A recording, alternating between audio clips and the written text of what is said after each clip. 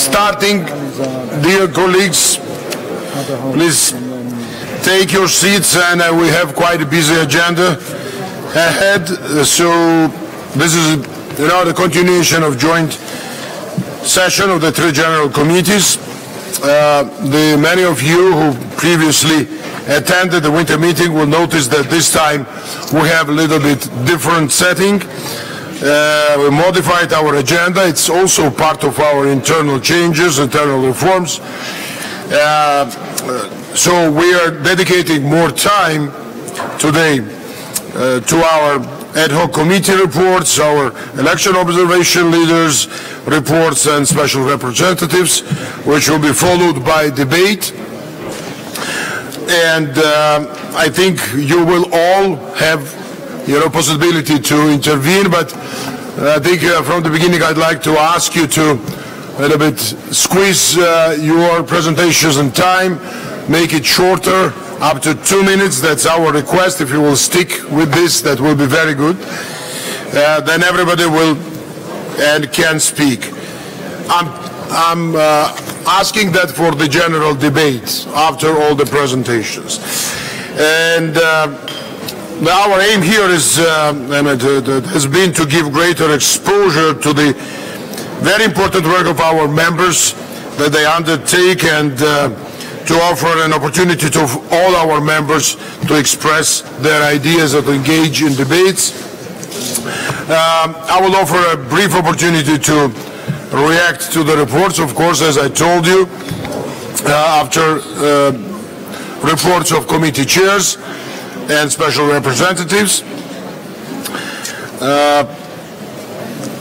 Then also I'd like to ask you, I beg my pardon, because I have to leave a little bit early.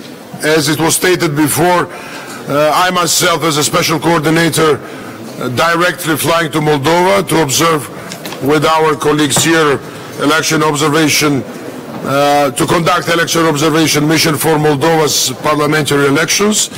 And I think that's important also endeavor for the Parliamentary Assembly, important elections. And then we asked Lord Bones then to replace me and to conduct this meeting at the very end of this session.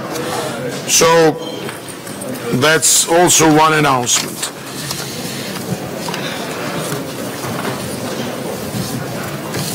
We can directly now go to the agenda, and the first report, it will be from our ad hoc migration committee, and our dear colleague Nahima Landry will report us on the work of migration committee, quite extensive, interesting, and I think we all look forward to hear from her. Thank you. Dear President, Excellencies, ladies and gentlemen, in the year which has passed since I had the honor to take over as chair, the ad hoc committee on migration has continued to pursue its mandate and to serve as a focal point for OSCE Parliamentary Assembly's work in the field of migration. In its second year of activity, the committee has paid special attention to a particularly vulnerable group of migrants, namely unaccompanied and separated children, and the resolution Minors on the Move, which we have adopted last year as a part of the Berlin Declaration, underlines the need to harmonize procedures, develop common guidelines, and share responsibilities. I hope that that you have found inspiration in these recommendations. Last October, together with 7 members of the committee, I traveled to Sweden and Denmark to assess current developments in the field of migration and asylum policy, as well as border policies. I wish to thank Vice President and Committee Member Margareta Sederveld and the head of the Danish delegation, Peter Joel Jensen, and their staff for putting together an intensive and interesting and excellent visit.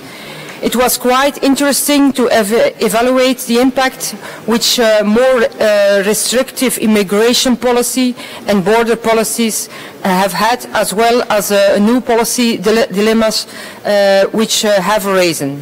To give an example, the delegation visited a return center in the north of Copenhagen, where 250 families, including 100 children, are accommodated. The majority are rejected asylum seekers who do not want to return to their home countries and cannot be forcibly returned due to the lack of bilateral agreements or for other reasons. Many of the residents have been living there for months and even for years. The issue of access to education of these children was one concern. Some of them have been attending local schools before they were moved to the return center, and where the only educational opportunity was a school of the Danish Red Cross. The best interest of the child should always guide policy. No child should be punished for the decision of their parents. Denmark is certainly not the only country faced with the difficult task of how to enforce asylum decisions and encourage rejected asylum seekers to return while respecting international human rights obligations. The committee also remains committed to sharing best practices in the field of integration. A substantial part of our discussions in Sweden and Denmark last October was devoted to measures to facilitate the access of asylum seekers and refugees to the labor market. The Swedish authorities are doing commendable work through mandatory introduction programs, integration programs, designed to promote a quick and efficient introduction of refugees in the labor market. Sweden also has a fast-track procedure aiming to speed up the entry of skilled migrants in professions characterized by labor shortage. Sweden, the key of the success of these interesting initiatives is also the multi-stakeholder involvement, the tripartite cooperation between government, trade union and employers' organizations, cooperation between the public and the private sectors, and also the engagement of local government actors. Integration has also been on the agenda of our meeting yesterday here in Vienna, where ODIHR presented two manuals, one highlighting good practices at all stages of integration of the migrant, and the other on good practices at a local level. ODIHR has done excellent work in this area, and I hope that these documents will inspire our members and all of you. At the committee's meeting yesterday, committee members, together with the heads of IOM and UNHCR offices in Vienna, engaged in a discussion on the global compact for safe, orderly and regular migration, how it relates to the compact on refugees, and the role which parliamentarians can play in the implementation of these compacts. Much work remains to be done to inform citizens about the content and also the aims of these two compacts, and also in countering the misinformation which has surrounded the migration compact in particular. There are certainly many hotspots throughout the OSCE area which warrant our attention.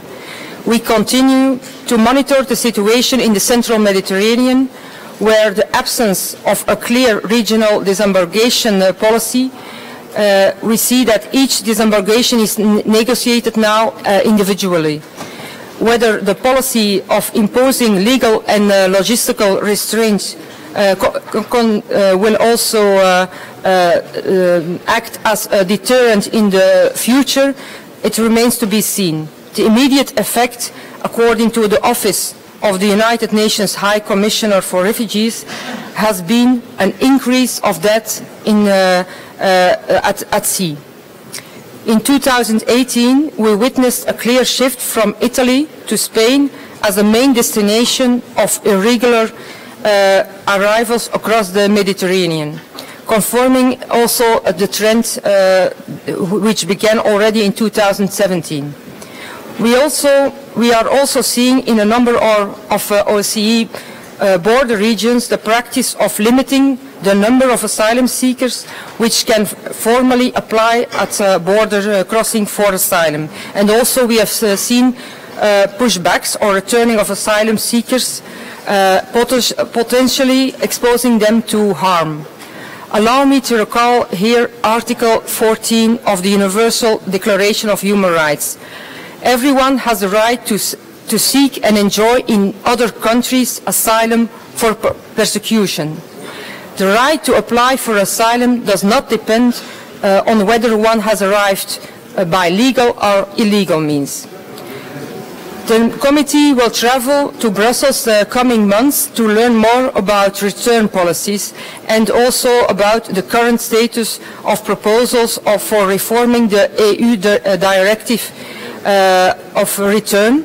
Indeed, an effective and human return policy is a key element of a comprehensive migration policy.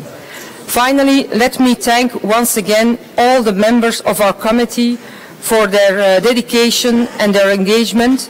I look forward also working with them in the next year, and I look forward also to reporting to you at the annual session in Luxembourg next July. Thank you. Thank you very much, dear Nahima, for your presentation and for work you've done with your committee members. Also attended yesterday's meeting, and we are all convinced that it's really important input in this problematic area. So if there are any questions or any interventions, up to 1 minute. I'm not encouraging everybody to do that now, but if there is an emergency to do something, just up to 1 minute you can do that. If not, thank you very much, then you can, okay, please, Canada. Merci beaucoup, Monsieur le Président. Je vais être très rapide. La communauté européenne, depuis quelques années, a subi un accueil très intensif d'immigrants, de migrants. On ne peut blâmer aucun pays de la façon dont ils peuvent les accueillir. Mais n'est-ce pas le devoir des Nations Unies de veiller à ce que l'être humain puisse exister dans la dignité, dans ses droits? On ne peut pas mettre la responsabilité sur une personne en particulier ou un pays en particulier, mais je pense que l'OSCE pourrait certainement demander à l'ONU d'être beaucoup plus présente et de remplir ses devoirs tels que la Charte lui ordonne. Merci.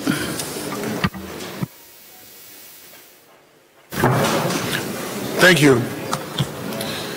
So, no more questions, interventions. Thank you very much. So I'd like now, you'd like to say something or? Okay, I understand. Now I'd like to ask Chairman of the ad hoc Committee on Countering Terrorism, Makis Voridis, from Greece, to take floor and to report Assembly about his valuable work, which is, I would say, internationally very much recognized, all the activities of the committee, and like to thank Makis, Marco Bonabello, and all the leadership of the people who are working tirelessly in this committee. Thank you very much. Please. Thank you, dear President, and I must thank all of you, President, of course, but also the Secretary General, my dear friend now, Marco Bonatello, and the International Secretariat for all the support they've given to this committee. Without their support, we couldn't achieve anything that we have achieved so far. And also I must thank the members of this committee. Without your valuable help, we wouldn't be able to report on you today. Now, let me remind you what was our mandate when this committee was created, what we've agreed to do, what you told us to do. You told us that on that critical issue of terrorism, we must give a parliamentary response but we must not duplicate. We don't need another body doing the same work that other expert bodies do. That we must add some value, and we must bring forward parliamentarians of the OSCE EPA working towards that end. Now let me remind you that from the last year where I reported to you, we had the following situation at the OSCE executive structures. The Austrian presidency at that time had prepared the document. The document was not agreed, although it was very well prepared. And I told you last year that we are going to present a resolution in that assembly based on that document. That's what we did last year in July, when was our meeting. That's what we did, and thanks to you, we had a unanimously agreed resolution on combating terrorism and violent extremism and radicalization that leads to terrorism. This approval of this resolution was very well received practically everywhere, in all the stakeholders that deal with terrorism. And it was a specific act of the will of this assembly to take this issue seriously and to deal with it seriously. And I must thank all of you for that decision, because this was actually the base on which we worked the rest of the year. What else was very important? I'm not going into details on the report. The report is quite lengthy, and you got it. If you're interested, read it. Too many activities. But I will stay in the main political issues that should be addressed, and I would like to come to that now. The main question is what, I remind you, that was always the question. What a parliamentary assembly can do besides adopting a resolution. Resolutions are good. They set the basis. But is there something more than we can do as parliamentarians in order to contribute to the international fight against terrorism? That was the main question. So, what we said last year, and what I'm going to report to you today, is that we are going to be pushing for the implementation of specific obligations and commitments undertaken by the states, by governments, and we are going as parliamentarians to push for their commitments our governments. So the idea was that now we unite parliamentarians in a major fight where we hold accountable our governments and we ask them to do what they have agreed to do, especially in specific commitments which derive from resolutions of UN, and these resolutions especially concern a very important aspect of dealing with terrorism, and that is border security.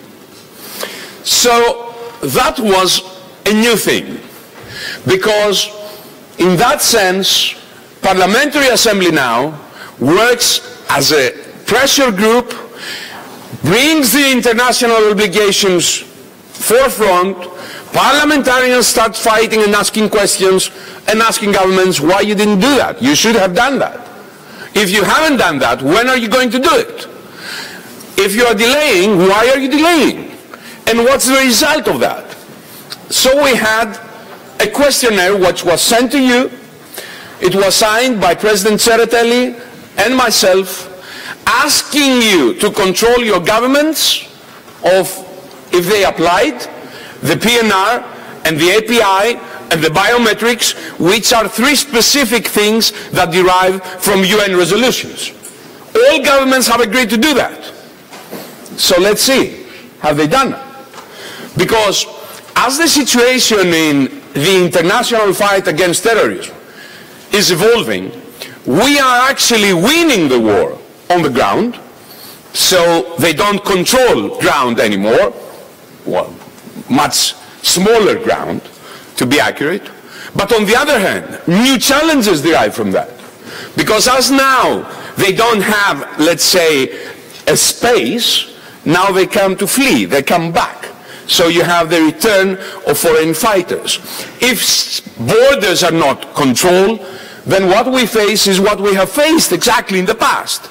We have faced attacks, organized attacks, in our countries. Now, the organized attacks, because they are losing the war, are now diminishing, but we have a rise of the attacks of the lone wolves, exactly because this is a bit disseminating, and this is a new challenge, much more difficult to address. Practically, we have a rise on these attacks, and almost all countries have suffered at least one casualty, one dead by terrorist attacks. So border security is at the forefront. It's very important for us. We've asked you to work on that, and I am pleased now to report that we got your answer back. 16 parliaments have asked the respective governments of what they have done. We are waiting some more answers.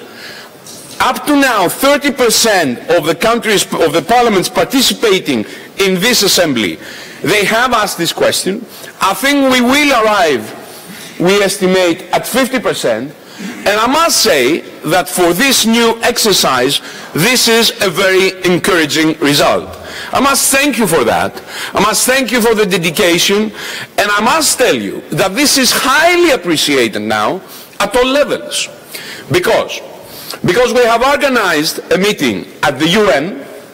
Now the UN wants to work with the Parliamentary Assembly towards that direction, because now they appreciate the role of parliamentarians and what they can do in the fight against terrorism. So we are going, that's a project we're going to be working on. We're going to be working on a memorandum of understanding of cooperation between UN and us. I think UN appreciates OSCE as the principal regional security organization, and it is approved and considered like that. So this is a very specific role that we have to play. Plus, a new idea stemming out of that comes into play. And that is the coordination of all parliamentary assemblies towards that direction. And that includes the IPU, PATSE, it includes PAM. So parliamentarians from all over the world now, they're going to be working towards that goal. And we're going to be meeting, we are co-organizing a meeting in St. Petersburg this April with, of course, CIS is going to be there. It's going to be actually hosting the event, but we are co-organizing that with other parliamentary assemblies, and this is going to be the big event of parliamentarians in front, or in the forefront of fight against terrorism. So this is the way we're going to head, but I must say that this again would not have been possible without some specific achievements that are owed to people in the committee. And I must say here that we have organized in Spain with the initiative of our colleague Ignacio Cosido a meeting in the Spanish Senate concerning the victims of terrorism, which is a specific aspect, very sensitive and very complicated. We have had an amazing meeting in France, organized by our colleague, Aude Van Dorn, which was actually very successful, handling with a very, especially concerned with a very special, difficult and sensitive problem, which is the return of minors from the areas with foreign fighters as they return. Maybe they are minors, or maybe they come with their parents, they have to go, they're going to be incarcerated. How you deal with that situation? We had the opportunity in Paris, in this great meeting we had, to hear from experts how they are dealing with that situation. But I must also praise United States, and especially our colleague Richard Hudson, for organizing meetings with all the stakeholders in the United States. Very important, and you see there that even from the other side of the Atlantic, they have to face practically the same challenges that we face now. So where we go on from here, that's what I'm telling you, there are too many activities, too many contributions. I'm not going to go into all of that. If you're interested, get the report. But where do we go from here? First, we must insist that the states, governments, they're going to do their work. They must secure borders, they must implement API, PNR, biometrics. Let's keep on pushing on that. Those that you have not asked a question, ask the question. We need the feedback, because now we are processing this feedback in order to get specific results. So this is very important. Second, coordination with all parliamentary assemblies. And third, MOU with UN, closest cooperation with OSCE executive structures. I must thank from here Spain, and especially Ambassador, let me get the name,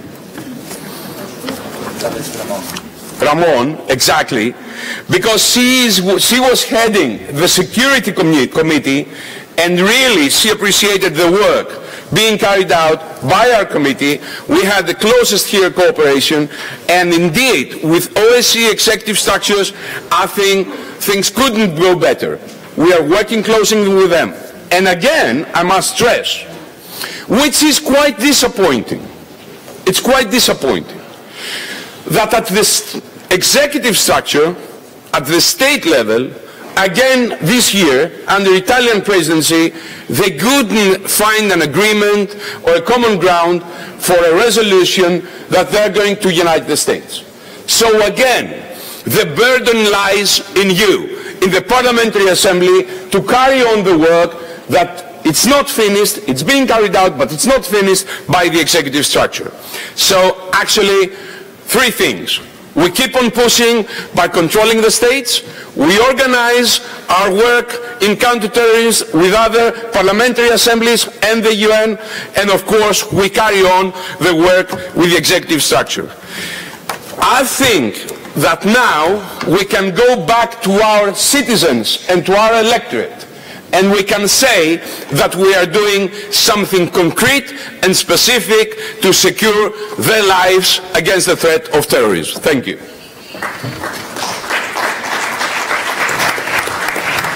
Thank you very much, dear Makis. I don't know if anybody has any question left after your inspirational and very informative speech. It was not only presentation, but it was speech. Yeah. We'll do that. Just a second. I'll give you floor. But also to say that the mechanism which my dear friend Makis very emotionally described now, which is it needs emotions, of course.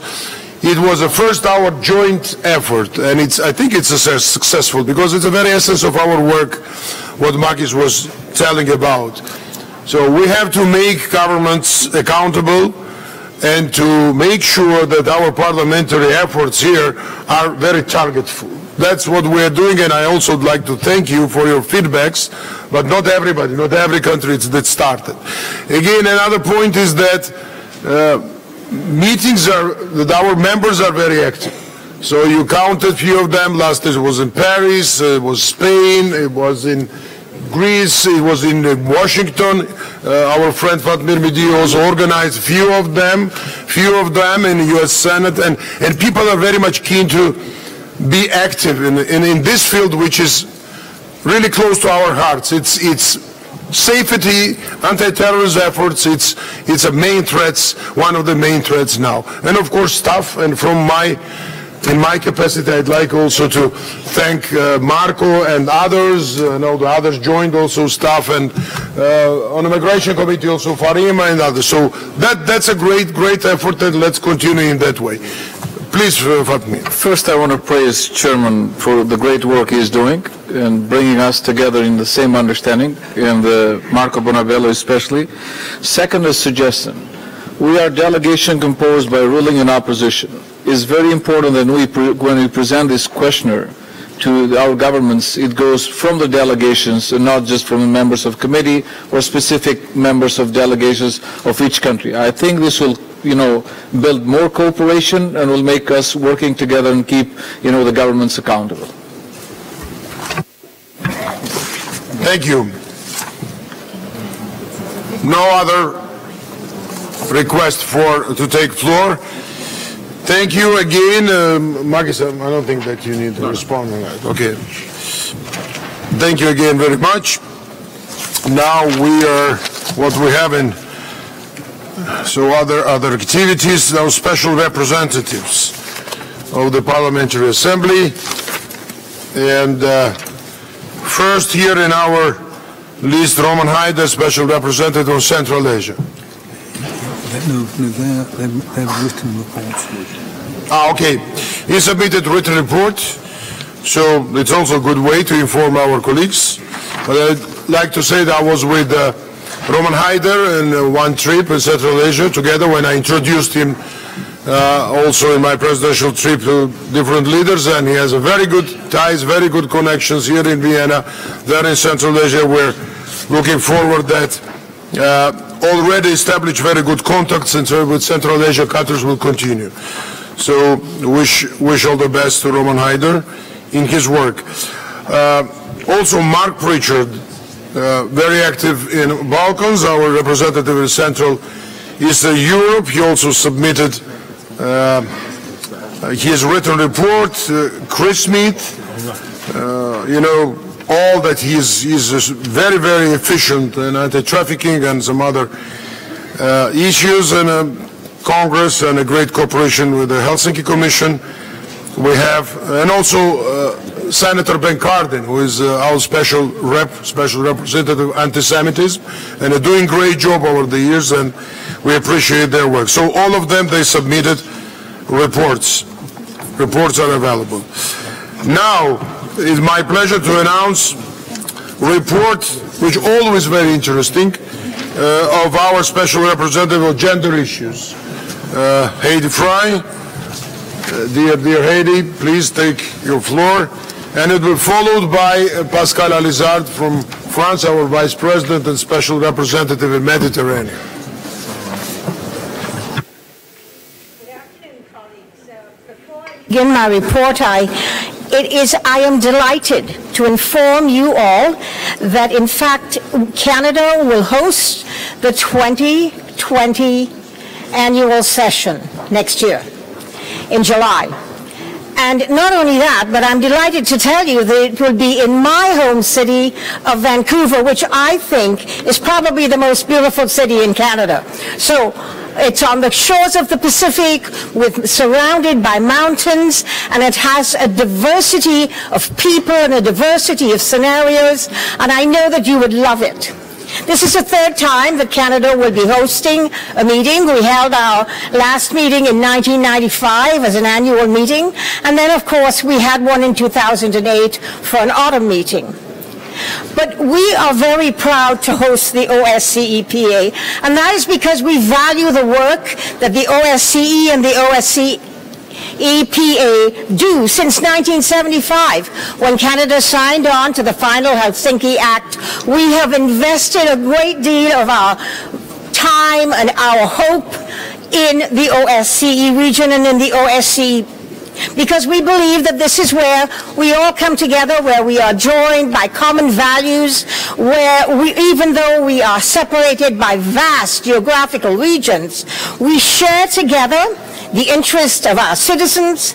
We want to build relationships, we want to find common ground, and we hold dear the concept of democracy and human rights that in fact is at the heart of what we do here at the OSCE. So, in 2020, when you come to my beautiful city of Vancouver, I want to introduce you not just to the beautiful scenery of the Pacific Ocean and the mountains, but also to introduce you to the diversity of our people. There, every single one of you in this room will find citizens in the city of Vancouver who come from your countries, who still speak your language, where the food of your countries is served, and everyone will find that the diversity of food is probably very important to us in Vancouver. But not only that, the people there will speak your languages to you, and you will feel very, very much at home. So that I want to welcome you to Vancouver in 2020, and I want you to look at the beautiful mountains in the background there of that picture of the city of Vancouver, and of course the Great Park.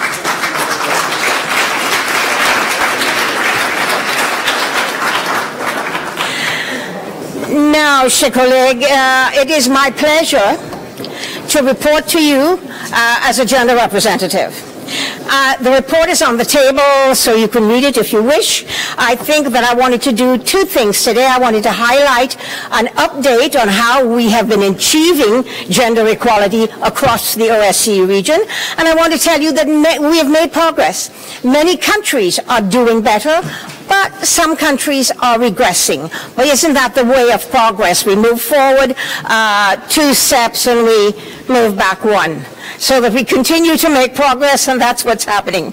I am very pleased to tell you that the ministerial meeting in December of 2018 has finally agreed on getting a consensus on combating violence against women, engaging men and boys in dealing with preventing violence against women and working to combat it. And that is a really important move.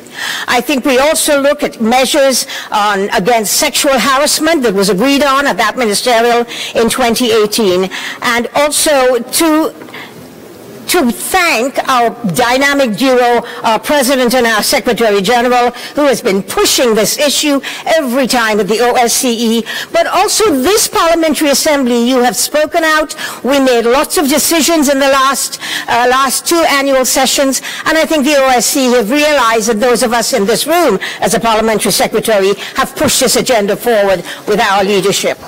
Unfortunately, as always happens, in order to get a consensus, some things did not get on the table. And one of them that I think is very sad is that the idea of intimate partner violence, or domestic violence, as some people call it, was in fact not paid attention to at the table. And in fact, and one of the things that was not put on the table as well was the threat for female politicians around the world, and especially in the OSCE region. Not just threat online for harassment and name-calling, but also we know that some politicians in the region have actually been murdered as a result of being a female politician. And I'm hoping that the next time the Ministerial Council comes together, they put this at the top of their agenda. But I wanted to talk a little bit about something that was left off, and that's family violence. And for those of you who believe in the strength of the family and in family values, not discussing family violence is a mistake. Mainly because we know from all of the data that we can get that in homes where the woman, the mother, is treated badly, either psychologically or physically by her spouse, that in fact boys grow up to become abusers themselves, and girls tend to marry abusive men. And so we see that as this moves on generation after generation, the actual family begins to weaken. And for those of you who feel the family is a core and important value, I think we want to start discussing this in its reality.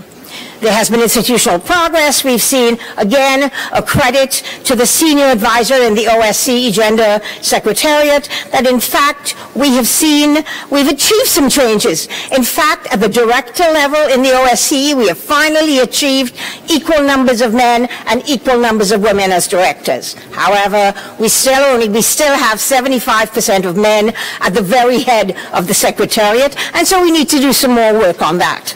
Now, in field operations, we have moved from 61 women involved in field operations to 112 movements moving across with progress on those areas. So I think that that is very important. We've been evaluating what we're doing, because it's really important. If we don't evaluate, if we don't set objectives, if we don't know where we're going, how are we going to know when we get there? And so evaluation tells us whether we're getting there and what are the challenges we're facing.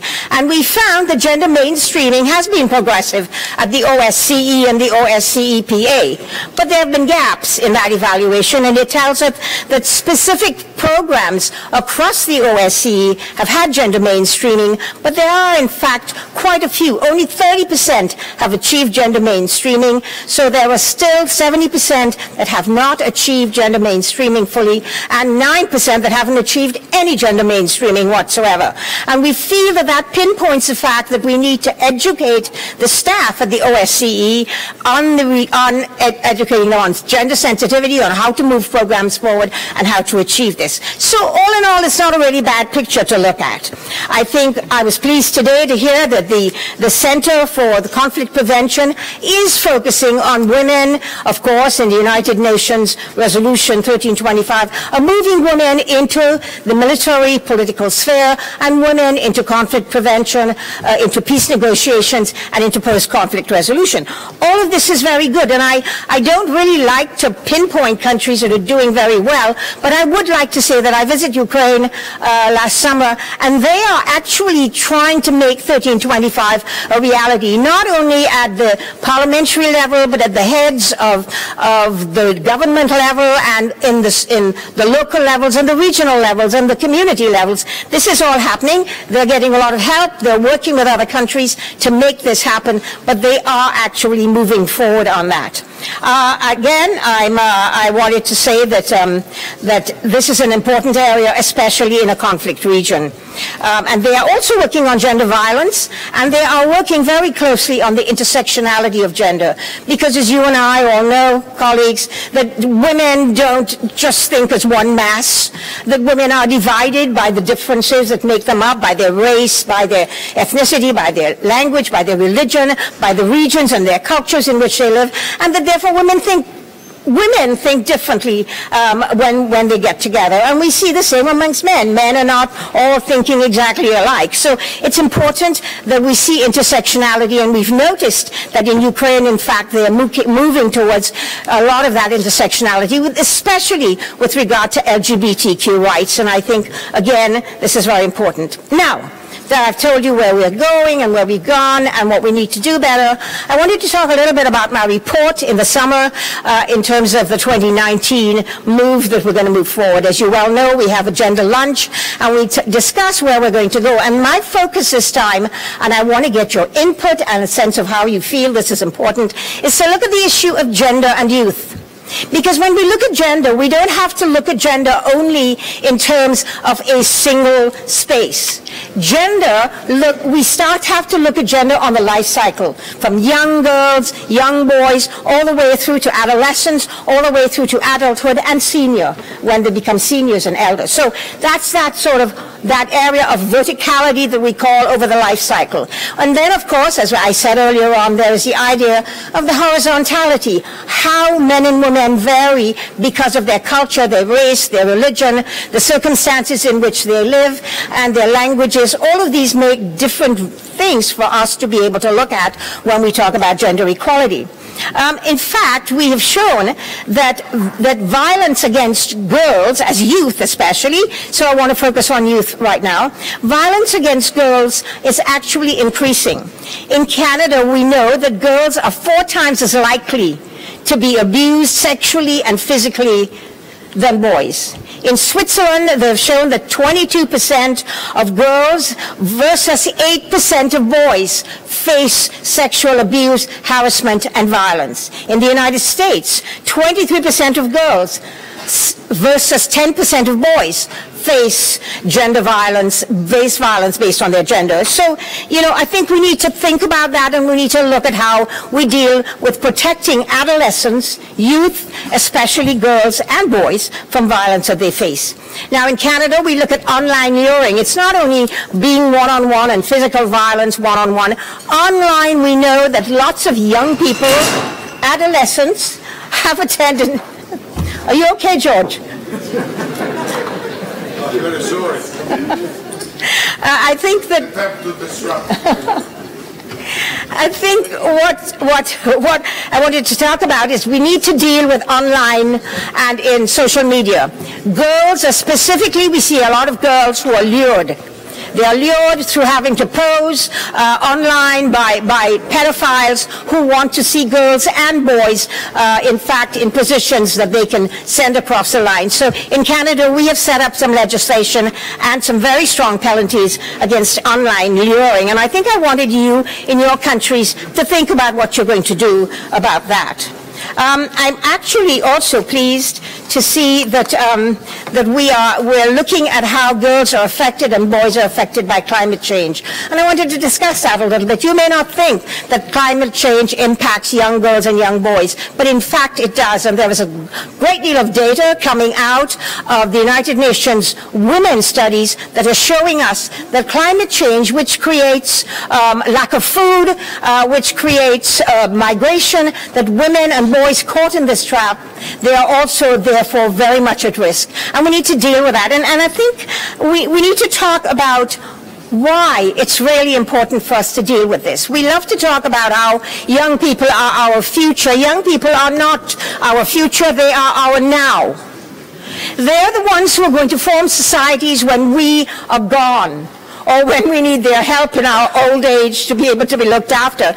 But if, as we see now, that young people are actually very critical and skeptical and do not trust institutions, especially parliaments, anymore, this is something we have to rectify. And so we have to be able to open up and talk to young people about what they think, bring in at the national levels an ability to have advisory groups of young people talking to the very head of our countries, and then to talk to parliamentarians, and even at community levels. We talk to NGOs, many of us. Let's talk to young people. Let's get their input. Let's hear from them what we need to do to make our institutions places where they can feel proud and where they can feel trust. Because if we don't, that is one of the major problems that our democracies are going to face, when no one trusts parliaments anymore, no one trusts the democratic process anymore, where young people don't want to vote. And that ability is going to create a huge security problem for all of us. So that's something I want to focus on. But in the meantime, I also want to give you one last thought as I move on. Gender, as I always say, is not just about women. Data tells us that women still have a long way to go in achieving equality in terms of the economic, political, social, and cultural sphere. But we also know that there is a backlash happening now. Young men have been taught by culture and many religions that they have to be tough and they have to be strong. And yet young men feel frustrated because they're not getting any jobs, they're not being able to finish school. Young men are dropping out of school at a very high rate. And we're seeing that there are many young men who are more prone to suicide than young girls. While young girls are prone to sexual violence and to actual murder, young boys have a high incidence, in some cases 4 times the normal incidence of young boys committing suicide because of hopelessness and frustration, lack of ability to get work, lack of feeling that they have a role to play in society, feeling left out. Girls are moving forward in high schools and in universities faster than boys. Boys feel frustrated by that. So when we look at gender, we have to look at gender being how it affects men and how it affects women. And we're looking to equalize. We're not looking to get one group above the others and to take a prominence above others. We know that we will always have to deal with the fact that women still lag. But we need to think of our young men right now. And I want you to think of gender not as a dirty word, not as something to be afraid of, but gender meaning how do we get our societies to function in a respectful manner with opportunity for all and with no one left behind. Thank you.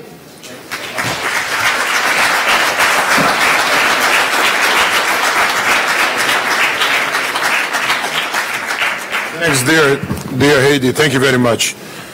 I can't recall time when your report didn't attract a lot of attention and applauses because it's always very interesting, factual, with the interesting dynamics and conclusions. And thank you very much for your tireless work for many years and keeping us very much accountable, especially men. And we are trying to realize your dreams, your recommendations, step by step. Not everything in one day. But we are on that track, and we have this responsibility. We feel it. And thank you very much for hosting our event. We look forward to be there in Vancouver, and many thanks goes to your government too, and your foreign minister. We had a few conversations, and finally they agreed with your great efforts, and I think it will be one of the most successful meetings for the Parliamentary Assembly. Thank you again, and then we have so far, thank you very much. Now I'd like to ask Pascal Alizard. I'm sorry, Pascal. There's one person from Belgian delegation who wants to intervene. Please. Dear colleagues. Pascal, you can come over. I was pleased when I learned that the 2018 ministerial meeting passed a decision on preventing and combating violence against women, although a number of issues were excluded. I wanted to share with you today that our Belgian government has put in place a national action plan to combat all forms of gender-based violence. It covers the following forms: intimate partner violence, female genital mutilations, forced marriages, honor-based violence, sexual violence and prostitution. Two other items, such as violence in armed conflicts and unwanted sexual behavior at work, were already covered by other existing plans.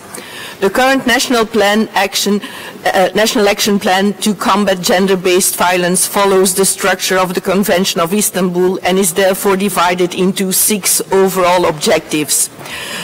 Pursue and integrate policy to combat gender-based violence and gather quantitative and qualitative data about all forms of violence, prevent violence, protect and support victims, investigate, continue and adopt protective measures, and incorporate the gender dimension in asylum and migration policy, fight against violence on an international level.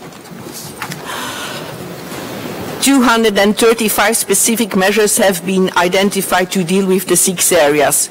The plan further covers monitoring, data gathering, ownership, and a list of partners who are involved. And last but not least, a budget was allocated. I think more efforts like this is what we need to fight this type of violence, and I hope the OSCE will take additional steps soon. Okay, thank you very much. We have another speaker, and then we finish with these interventions. Senator Maltese from Canada, please. Okay.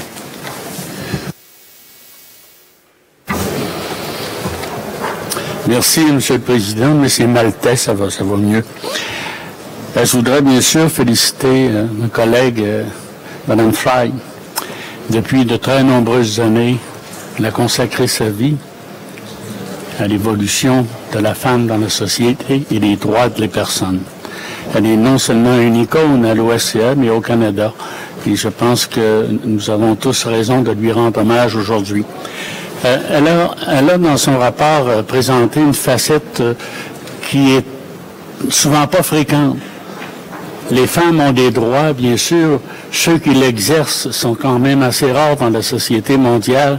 Mais il y a ceux qui défendent les droits des femmes, qui souvent sont persécutés.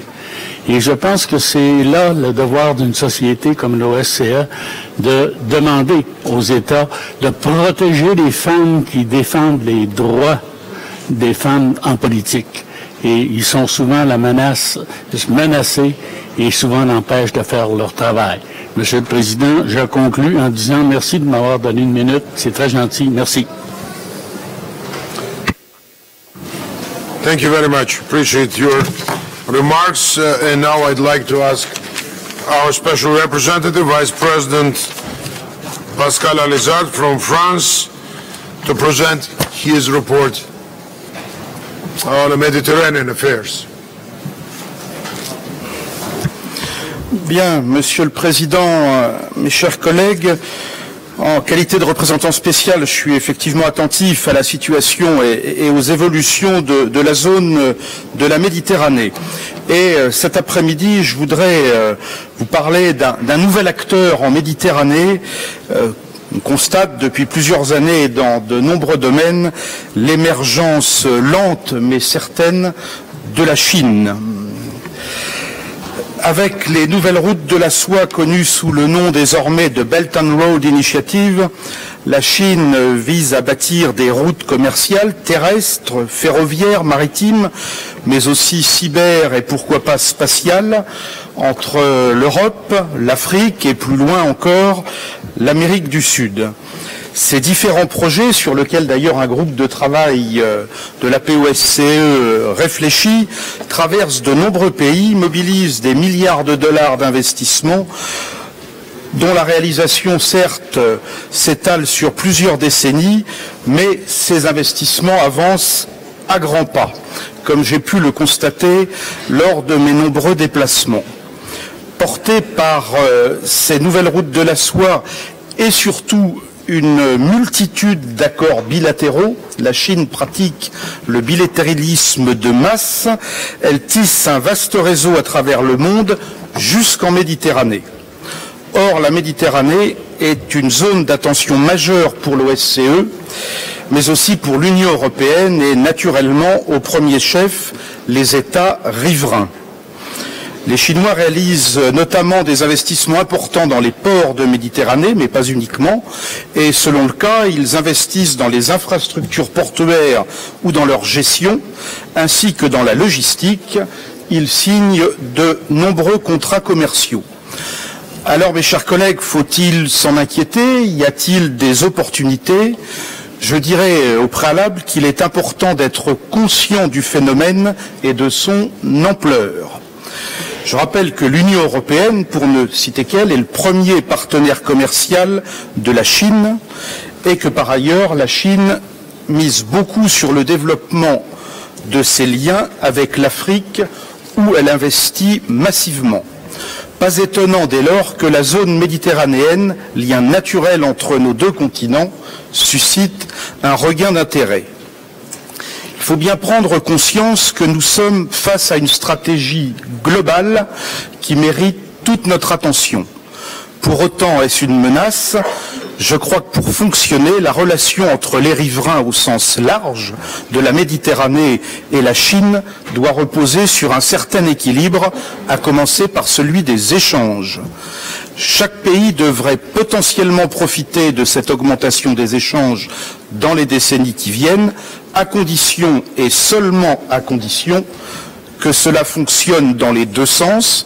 Ça peut être évident, mais je crois que c'est mieux en le rappelant, dans les deux sens, et être aussi politiquement acceptable dans la durée par les pays concernés. Par ailleurs, il faut rester vigilant sur les infrastructures et leur financement, car si les investissements étrangers sont les bienvenus, les États, je crois, ne doivent pas totalement se dessaisir de leurs infrastructures stratégiques. Une fois cédé, tout retour en arrière est toujours compliqué. Et quant au financement, aux conditions souvent draconiennes, ils peuvent aboutir à des situations de fragilité des États bénéficiaires en cas de défaillance de paiement. Quelques États africains endettés commencent déjà à ressentir l'estomac se resserrer sur eux et ne nous mettons donc pas en situation de devoir consentir des abandons de souveraineté ou de céder aux pressions en raison d'une dette trop lourde. Pour ce qui relève des routes de la soie, elles doivent, je le crois, rester une initiative ouverte qui adhère aux règles du marché, aux normes et exigences aussi bien internationales que communautaires. Et enfin, si nous sommes favorables à la liberté de navigation, je crois qu'il appartient aux marines riveraines, aux États riverains, de gérer collectivement les espaces maritimes méditerranéens pour assurer la sécurité du commerce et la navigation à ses frontières. Si je tiens ce propos, et c'est à titre indicatif, je note que ces dernières années, il passe davantage de navires militaires chinois en Méditerranée que de navires français, par exemple, mais on pourrait prendre d'autres pays riverains comme exemple aussi. Au-delà de nos propres stratégies vis-à-vis de la Chine, en fait, la grande inconnue pour les années à venir demeure la capacité des Chinois à soutenir dans la durée et en même temps un tel effort industriel, commercial, militaire et financier, mais aussi politique, tout en continuant à susciter l'adhésion à ces projets. Alors, Monsieur le Président, j'en viens à quelques observations et j'aurai terminé qui font le lien avec l'exposé précédent.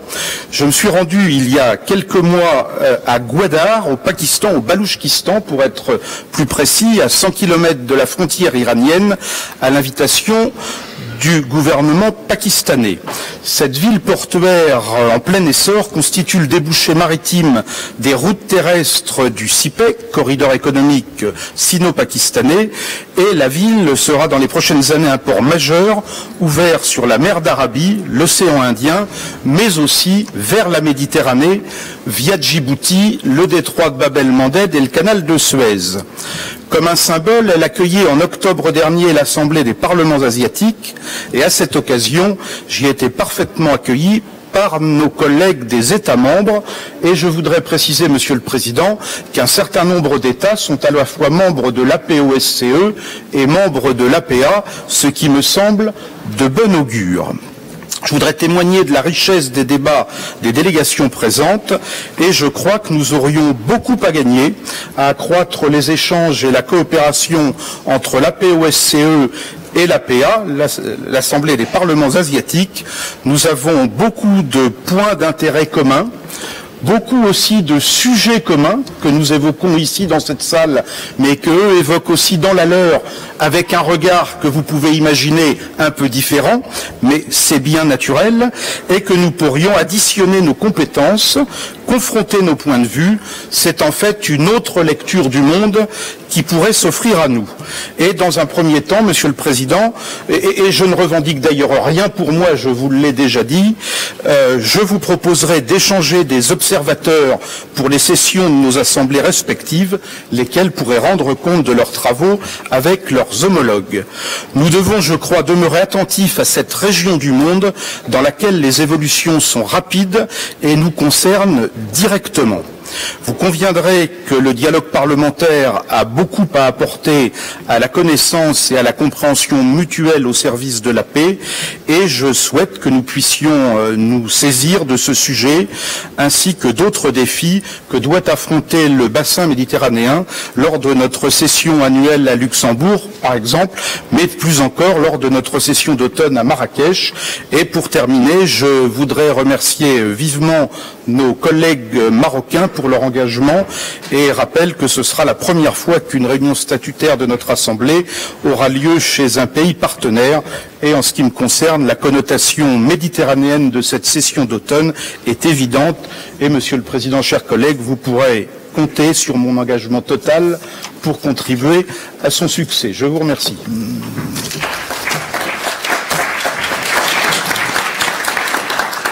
Thank you. Thank you, dear Pascal. Thank you for your commitments and interesting report. Anybody wants to react? 1 minute, if anybody wants. No. Very good. Everything is clear. Go ahead. Thank you very much. So, now, dear colleagues, as I already announced, in absence of Congressman Smith, I would like now to give floor to Congressman Zeldin to present his report and to be followed by a presentation of it should be a Senator Cardin, but I think who is there? Okay, you are there. Congressman Went Moore will present that part of let's say presentation. Please, floor is yours, Congressman Zeldin. Mr. President, fellow parliamentarians, please accept the following report on the activities since the 2018 winter meeting on behalf of the Special Representative on Human Trafficking Issues for the OSCE EPA, my colleague and Special Rep on Human Trafficking, Christopher Smith. On January 8, 2019, the President of the United States signed into law the Frederick Douglass Trafficking Victims Prevention and Protection Reauthorization Act. This law, part of a $920 million anti-trafficking package, authorizes a total of $430 million over 4 years to prosecute traffickers, rescue and assist victims, and prevent human trafficking at home and abroad. The Frederick Douglass Trafficking Victims Prevention and Protection Reauthorization Act, this new law authorizes grants to local educational agencies to 1, educate school staff to recognize and respond to signs of sex and labor trafficking, and 2, provide age-appropriate information to students on how to avoid becoming victims of sex and labor trafficking. This bill also implements numerous supplementary items adopted by the OSCE Parliamentary Assembly, as well as the 2013 addendum to the OSCE Action Plan to Combat Trafficking in Human Beings. These consensus documents call for anti-trafficking training in the transportation industry, for governments to adopt a zero-tolerance policy for the procurement of goods and services from sources or services that may be profiting from trafficking, and for international collaboration to prevent sexual exploitation of children by traveling sex offenders. I'm also pleased to report that at the annual session in Berlin, the OSCE-PA adopted a supplementary item implementing trafficking-free communities, which underscored how previous OSCE commitments, when employed simultaneously, are effective in reducing trafficking in a given community. This supplementary item also reminded participating states of commitments already made, such as the Tbilisi Resolution on child sexual exploitation. This resolution and decision called on states to create registers of sex offenders who are convicted of assaulting children and to share this information with destination countries when the sex offender is traveling abroad. I, along with Congressman Smith and other colleagues, urge and encourage reciprocal information sharing to prevent sexual exploitation of our children. Legislative implementation of the best practices developed in the OSCE is within reach. I hope that each delegation will take best practices from Ministerial Decision 717 or recent OSCE-PA resolutions and turn them into legislation this year. Thank you, Mr. President. Thank you very much for your report, and just to say one word that we all know the activities of Congressman Smith in this field, and it's one of the directions when also governmental branch of OSCE is quite, let's say, acceptive, sensitive, and there are several points which you raised already implemented in ministerial documents to it. So it's very important, and thank you very much. Now another report also will be from Congressman Gwen Moore. Please, Honorable Congressman, the floor is yours on behalf of Senator Cardin. Please. Thank you so much, Mr. President and colleagues of the OSCE. It is really my honor and pleasure to present this report on behalf of U.S. Senator Benjamin L. Cardin in his role as Special Representative on Anti-Semitism, Racism, and Intolerance. The entire United States delegation joins in with urging members of the OSCE region to really take a deep dive into this report. We believe that the tragic events that occur in the OSCE region are things that we should lean into and address these issues. Recent acts of violence in the OSCE region emanating from hate warrant our immediate response. As an example, the tragic mass shooting of Jewish worshipers in Pittsburgh, Pennsylvania, a U.S. city last year, illustrates the overall rise in hate crimes that we're witnessing across the United States. But unfortunately, as you all know, our country is not alone. In this regard, we call this body's attention again to this report. And he gave remarks at the February 5th through 6th OSCE conference on combating anti-Semitism in the OSCE region. And his report details not only U.S. legislation and initiatives to respond to bigotry and discrimination that we're witnessing in our own country toward ethnic, religious, and other populations, but also across the OSCE region. Special Representative Cardin remains concerned that political will in the OSCE is lacking in response to situations such as the ones that I have described, and that there is critical for the security and prosperity of the region, and reminds us that it's time for the OSCE to implement the 2016 Tbilisi resolution that this body adopted, entitled A Call for OSCE Action to Address Violence and Discrimination. It's also time for us to act. Special Representative Cardin has asked that we all send in our individual efforts and to double down on them and to make sure that they're included in the next report, such that we continue to work and learn together to make our societies a better place. And I yield back, Mr. President. Thank you very much. Again, one of the most important areas of your activities of U.S. delegation, especially Senator Cardin, and we appreciate all his work. And it's appreciated, of course, by many countries and many societies. Or he is doing himself and the Helsinki Commission and your colleagues to raising important issues. With this, I think we'll... So any ideas, any just a request for the floor, very short? No. Thank you.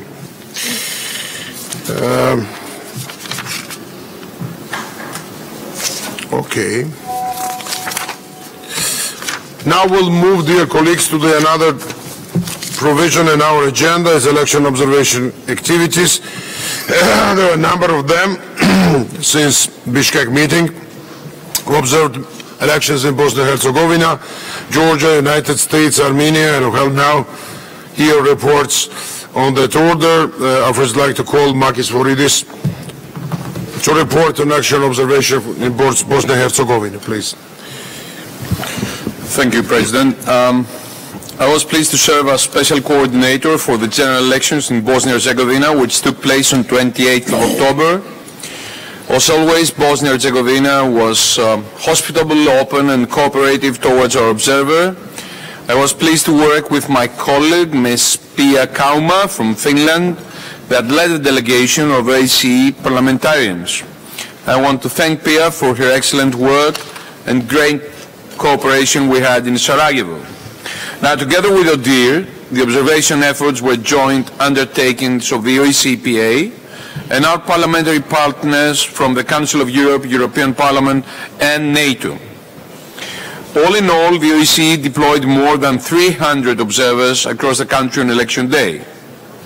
In our joint statement of preliminary findings and conclusion, we noted that the 2018 general elections in Bosnia and Herzegovina were generally competitive, but characterized by continuing segmentation along ethnic lines. In my view, that still is the main problem in elections in Bosnia. Voters were presented with a wide choice of candidates. Contestants were able to campaign freely. Freedoms of speech, movement, and association were generally respected. Contestants, however, focused more on personal attacks and fear-mongering than on discussing political alternatives. We also noticed instances of preferential treatment of incumbent candidates by local authorities, misuse of administrative resources, undue influence on voters, as well as dependence of media on political and business interests. Long-standing deficiencies in the legal framework remain, and recent reform discussions stalled due to political disagreement, further eroding trust in public institutions. In particular, restrictions on the right to stand based on ethnicity and residence are contrary to international commitments and standards. We hope we will see a progress on these issues. Genuine participation of some contestants in this election was left in doubt due to the reportedly widespread practice of registering with the sole aim of trading positions in polling station commissions. a practice that further feeds the general mistrust in the administration on all levels.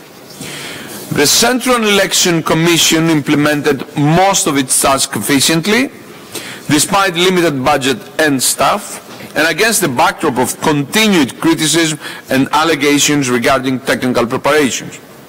Election day was generally orderly, despite some irregularities observed throughout the day.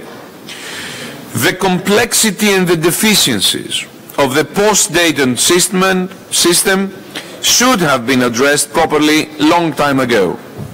Now, we all urge the country's institution not to waste time now, but to immediately tackle the necessary reforms. Thank you.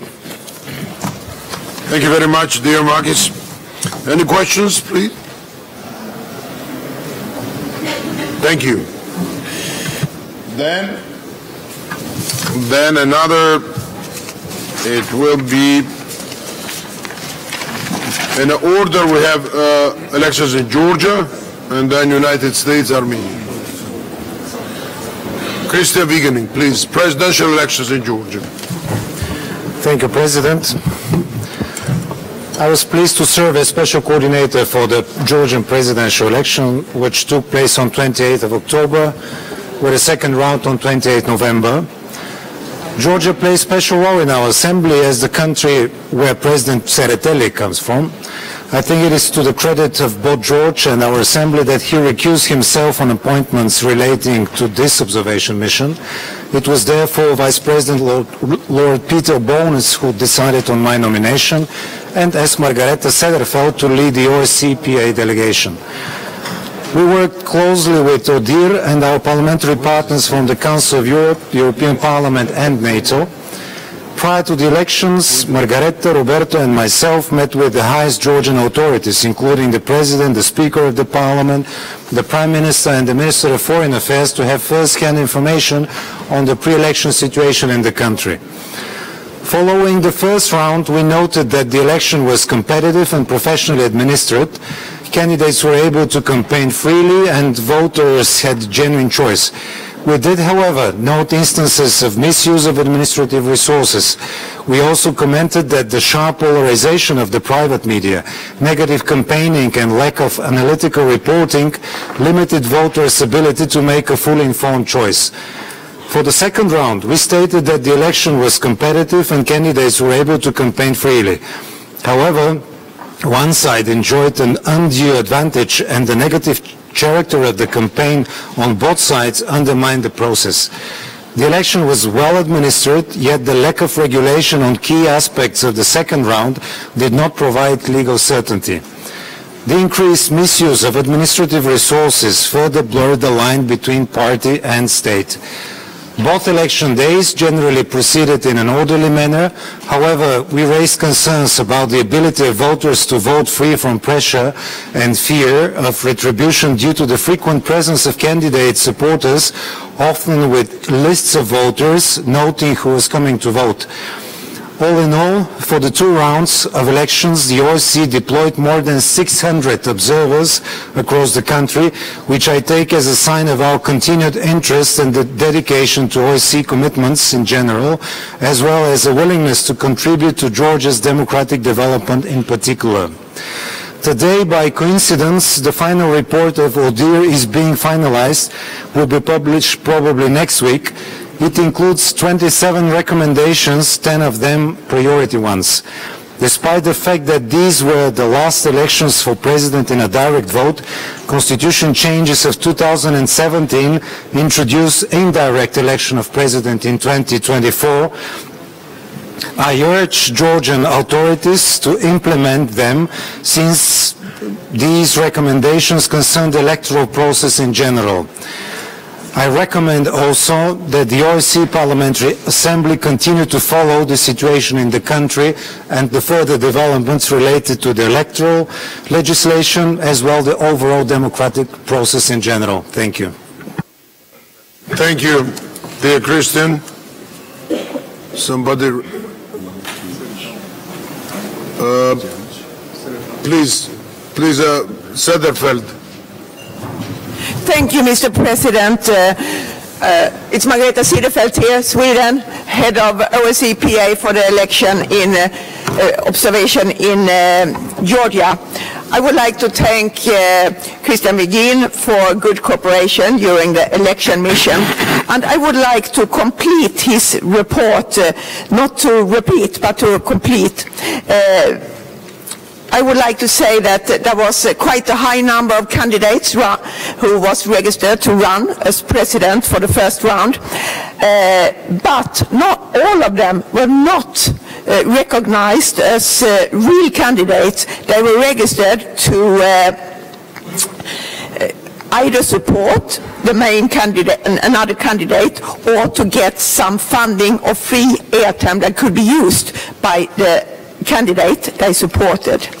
I would also like to mention that in the last round, just a few days before the election, there was an incident that was of high interest and noticed by all organizations who observed the election, as well as ODIHR.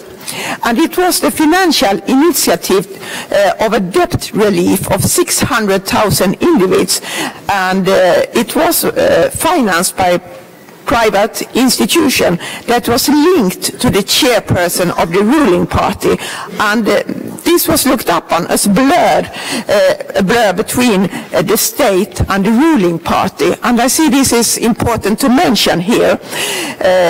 But just as Mr. Wigin said, the voting procedure, it was looking upon as free and transparent. The counting procedure was also well performed, but there was also a discussion about tracking of voters, because there were sign of noting and register of voters, and this might have impact on the result. Otherwise, I have nothing more to say. Thank you very much, Mr. President. Thank you very much. No other interventions. I, of course, will not say anything. It was elections in my country, everything done in the report, and you can see, to say that every country, including mine and others, should follow recommendations of the ODIHR and of our observers, and to try to overcome that shortcomings that are happening. And now I will smoothly go to my report for the United States elections, which was really very important politically, this mission, as midterm elections were the first nationwide opportunity to vote following the change of administration in the United States 2 years ago. I took the decision personally to OSCE's short-term observer mission to the midterm elections, and on this mission I was particularly pleased to working with our Vice President Isabel Santos, who is also a very experienced observer herself, and we did, I think, together with more than 80 our colleagues, members of parliament from different countries, quite intensive work. Of course, I don't want to go in many details of this electoral conclusions, because it was written, it was circulated, it was, of course, presented at the press conference, where we enjoyed wide range of media outlets and, of course, experts and non-governmental organizations, international organizations. And there are, as always in our reports, positive things when we see highly competitive elections and contestants could campaign freely, good administration, and let's say the clear rules. But there are also different critical issues which, from the point of view of international observers, should be addressed. And some of them, they have historical roots, some of them are caused from different regulations from different states. It's also a peculiarity of American electoral system, and my colleagues well aware about this. But with problems with some voters registration in some states, and of course campaign financing issues, with transparency and limits and many other things. But of course, overall, nobody questioning, quality or it was a free or democratic characters of those elections. One which was just remarkable for me, when I saw, so committed voters. It was raining in Washington, and we also emphasized that at the press conference, and I saw people are standing in a queue for a few hours to go and vote. So that was really inspiring. I think that we put together an important statement that will hopefully be of use of coming years to our American colleagues. Our mission was another strong demonstration that we treat all countries equally. Because when we are going countries like United States or Great Britain or Germany, there are questions why you are going to those countries, and everything is clear there, everything is good, but with the modern technologies, with the different cyber security issues, attempts to meddle, and also the regulations, legislation, and all those things might impact elections negatively sometimes. That's why external eye is always good, and it's also when we see good examples, we'd like also to promote it in other countries who are on the way to improve their legislation. It was one quite spicy issue. We attracted a lot of attention of media when we introduced also among our observers Russian colleagues from Russian delegation. And I think it was also very interesting for them. And first of all, it was a reflection of our inclusive work, which is also one of the main principles and features of our work together in the OSCE Parliamentary Assembly. So, thank you to all who contributed to this mission. Thank you to our American hosts. We had a great hospitality. We saw that in many institutions we visited, and of course our partners, first of all Helsinki Commission and our mission here in Vienna, and all institutions and colleagues who helped us. Thank you very much. And first of all, of course, our staff and Isabel Santos. That's it. If you have any questions, I'm ready to have a question.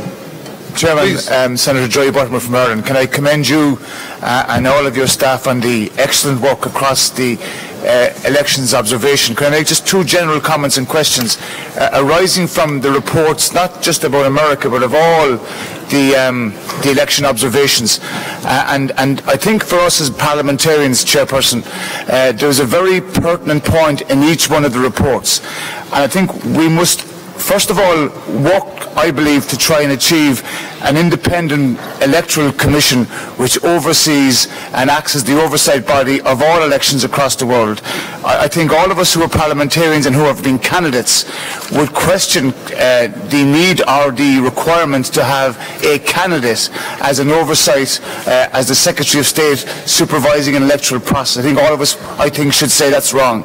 Can I make the point to all of us here today, Kairuk, that there needs to be uniformity of electoral registration to encourage citizen participation, and that applies if we all read the reports that have been submitted, and I commend you for your honesty and your salient points. So I think today, leaving here, in future electoral observation oversight and missions, we should reaffirm our commitment to a fair, equal and participative democracy which we require and which we need. But thank you for your leadership, Chairperson. Thank you very much. Very useful comments. Appreciate that. And in that faith, and with desire, we are trying to refine also rules. Standing committee on our yesterday's meeting proved, let's say, renewed code of conduct, which a declaration of our very, very, let's say, sincere desires to be very clean, very impartial, and to have more mechanisms to secure immune that. Please, Archil Talakwadze from Georgian delegation. Thank you.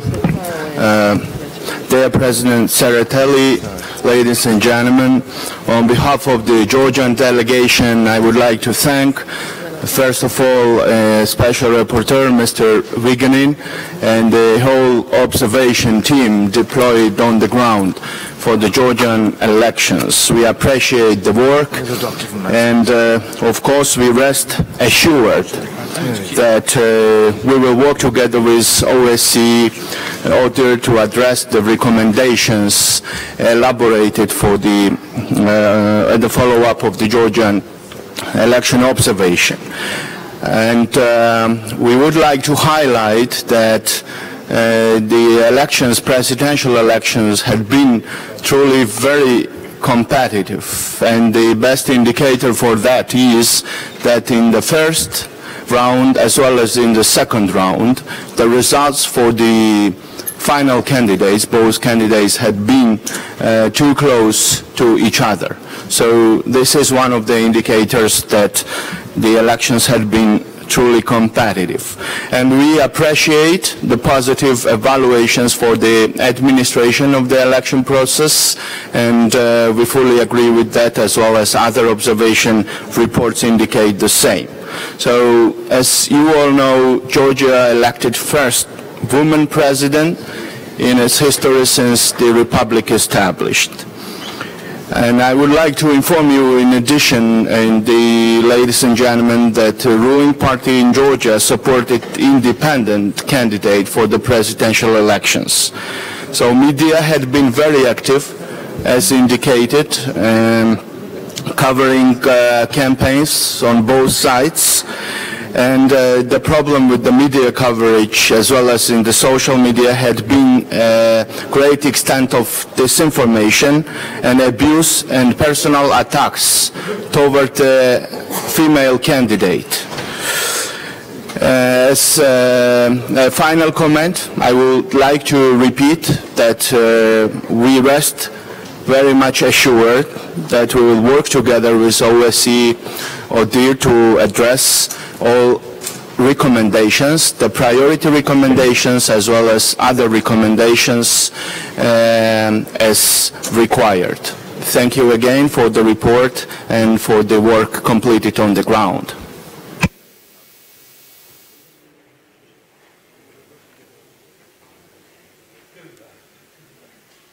Well, so the next report will be from our colleague, Slovakian colleague Peter Suski, about elections in Armenia. He's here? Yes. Where are you, Peter? I'm sorry. Here I am. Okay, good. Thank you, Mr. President, for your trust in me and for nominating me to lead this mission. I was pleased to work closely with Naima Lanjuri, who headed our team of the OSCE Parliamentary Assembly observers for the election. I have also to mention at least two people from the core team of OSCE, namely Irina Sabashuk and Andreas Baker, who stood behind us during the whole election and who did a very good job. Needless to say, after the dramatic but peaceful change of power in Armenia last spring, the December elections were very consequential. Our main conclusion were that the elections were held with respect for fundamental freedoms and enjoyed broad public trust. We stressed that this needs to be preserved through further electoral reforms. Our open political debate, including in the media, contributed to a vibrant campaign, although cases of inflammatory rhetoric online were of concern. The general absence of electoral malfeasance, including of vote buying and pressure on voters, allowed for genuine competition. Despite the shortened time frame, the elections were well administered. Election day proceeded calmly and peacefully, with all stages assessed positively by almost all of our observers, indicating general adherence to the procedures. It was overall a very positive experience for our teams. Many of the people we met with remarked on the open atmosphere during the campaign that enabled real substantive debate. We were also repeatedly told about the political will expressed by authorities, electoral contestants and voters themselves to discourage the selling and buying of votes, which had been a problem in Armenia in the past. This was a very welcome change. As I announced on the day after the election, the real winners were clearly the people of Armenia, who brought good spirit and energy to the election. And at the end, I have one very personal impression. Standing in the front of the big TV screen, I stood beneath our translator, a young lady, university graduated, mother of child, and looking at the numbers rising for the winning party, I somehow felt that I am witness of Armenian miracle. And at the end, I saw on her cheeks tears of happiness. So it was nearby of 20 elections I observed in the last 20 years, the most impressive election I ever witnessed. Thank you. Thank you very much, dear Peter, for your interesting report. And now, dear colleagues, with this, we concluded reports from the election observation missions. If anybody wanted to speak on Armenia, please. Thank you. How many minutes do I have? 1 minute, right? Yeah, okay. First, let me thank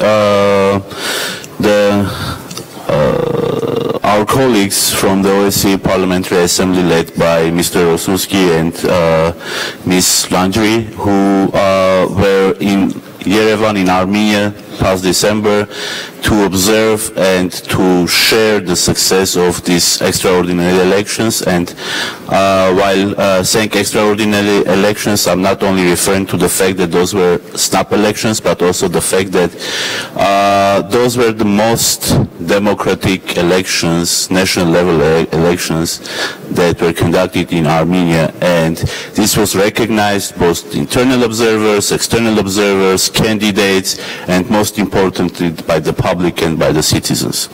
I want to emphasize that our political force and newly formed National Assembly considers this as an important milestone, but just as a first milestone on the long road towards institutionalization of the achievements of the revolution. We are very well aware that there are important shortcomings, significant shortcomings in the electoral code, in the legislation, related legislation, including law on parties, referendum, etc. And this National Assembly is willing to initiate very important reforms to ensure that the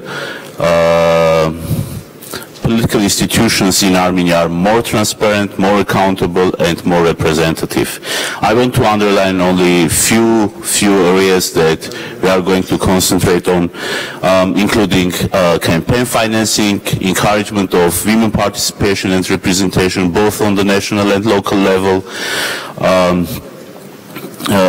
revision of thresholds to the parliament, and I want to emphasize that the role of OSCE, Parliamentary Assembly, and its other bodies, as well as member countries, are very important, and we look forward to very close cooperation in future in undertaking these important reforms. Thank you. Thank you. Thank you very much. And just finalizing this section, we are, of course, not limiting ourselves, and it's idea, not my idea, but idea of many delegations, observer delegation leaders and others, that we should also increase our follow-up capabilities, because we are going there offering the critical views, also offering our support, expertise, and then what's happening sometimes we don't know. It's, of course, it's on ODIHR's side, but also on the PA side. We have big responsibility when we're presenting our conclusions to the public. And that responsibility we feel, and that's why we'd like to act also in that direction. So to have this parliamentary oversight, if it's anything, as you said, my dear Armenian colleague, if it's implemented, we see attempts, we see cooperation, that is always appreciated. And now my special pleasure, dear colleagues, to invite for the presentation dear Paolo Severino, the OSCE Special Representative for Combating Corruption. This position was established last year under the Italian chairmanship, and I'm very glad that it has been maintained by Slovakia chairmanship in 2019. Me personally and Roberto Montella, we took part in one of the very important conferences which was organized by distinguished Paolo Severino. It was very interesting there to hear her experience, and now we look forward to hearing from you in your address. Please, floor is yours.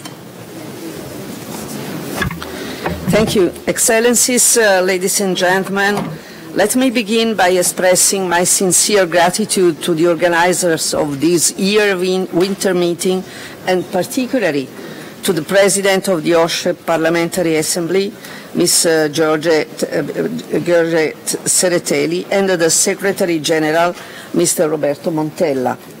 I would also like to thank the representatives of the OSCE participating states for the appreciation shown for the work I have so far carried out in my capacity as Special Representative of the OSCE Chairperson in Office on Combating Corruption. As this is my first appearance since the establishment of the new chairmanship, I would like to take this opportunity to express my gratitude to the OSCE Chairperson in Office, His Excellency Minister Miloslav Lajčák, for giving me the opportunity to continue such important mandate also throughout 2019. Distinguished colleagues, the winter meeting of the OSCE Parliamentary Assembly offers a remarkable platform for parliamentarians to share best practice on a wide range of pivotal issues, including corruption, not only among themselves, but also with representatives of the participating states as well as OSCE officials. The OSCE Parliamentary Assembly has been continuously and profoundly engaged in tackling this nefarious crime. Among its latest accomplishments, I consider the resolution on acting against corruption in the OSCE region to strengthen the rule of law, adopted in 2016, as a great contribution to the international fight against corruption. Effective anti-corruption national legislation represent the most basic and essential requirement for efficient corruption preventing policies. At the same time, corruption is a complex, multifaceted phenomenon that requires global solution and concerted efforts. It is a challenge which can undermine the security of both citizens and states, as well as the relations between states. It is the cause of serious multifunctioning of governments and institutions, striking at the very heart of the social compact. It is a distortion of the level playing field which prevents the optimal allocation of resources between producers and consumers, sapping legality, predictability, and confidence. It is a phenomenon which changes future from country to country and at the same time does not stop at national borders. One-size-fits-all responses are therefore ineffective. International cooperation is indispensable. Such a complicated, elusive, and ever-changing challenge requires a comprehensive, joined-up response calling for energies, efforts to be mobilized and to be put together at all possible levels. Cooperation and mobilization are key. Only concerted actions by governments and between governments and international organizations can ensure that those efforts are successful. In this regard, I firmly believe that strengthening mutual efforts against corruption by also identifying ways to promote my collaboration with the Parliamentary Assembly and all other OSCE actors involved on this thematic would be essential to effectively tackle this problem across the OSCE area. Distinguished parliamentarians, as rightly underlined by the chairperson in office, His Excellency Miroslav Lajčák, during his opening speech, we should join efforts and make sure that the organization is able to cope with not only present but also future challenges to our common stability and security. This is particularly timely and needed when considering the impact of the increased use of digital tools and innovations in our lives. The rapid digitalization process taking place across the OSCE area is generating substantial change in all spheres of life and brings with a range of profound security implications, including many in the area of good governance and anti-corruption. Even in the digital era, corruption remains one of the major challenges affecting the OSCE area, as well as a major threat to democracy, human rights, rule of law, and last but not least, economic development. On the one hand, digital tools and ICT can be used to foster democratic process and increase citizens' political engagement. Many among our states have already started exploring the opportunities offered by ICT to make use of e-solutions with a view to develop more transparent, accountable, and corruption-free process. On the other hand, the rapid pace of technological development gives rise to significant challenges for both the public and private sector. The low level of regulation which still characterizes new digital tools makes their use particularly attractive for criminals, as they can be easily exploited to steal personal data, channel illicit funds, or commit other cyber crimes which put at risk the security of our citizens. As many of you know, these topics are not new to the OSCE. Throughout last year, I have supported the Italian 2018 OSCE chairmanship in these efforts to tackle corruption and promote good governance in the digital era. Thanks to the numerous official visits that I have conducted across the region, I noticed that the interest of local stakeholders to be supported by the OSCE in their national fight against corruption, also by taking advantage of the opportunities offered by digital tools in this area.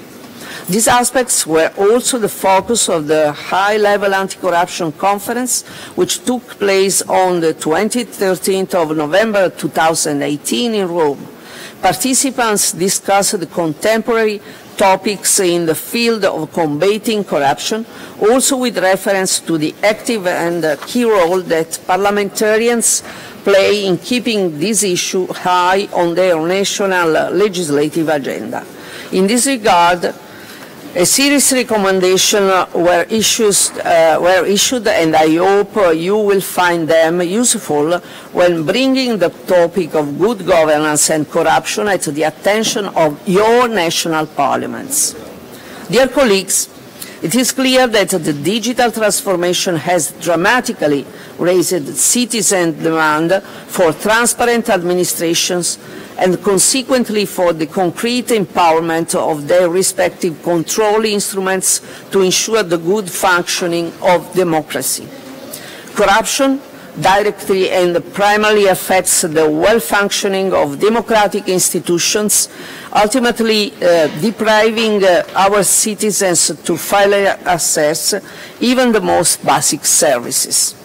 Parliamentarians being elected by citizens should be accountable to them and make sure that their mandates are actually promoting a corruption-free environment. In the light of the many external threats that democracy is facing in modern societies, making democratic institutions more transparent and resilient to corruption is ever more necessary to ensuring their capability to fight external threats.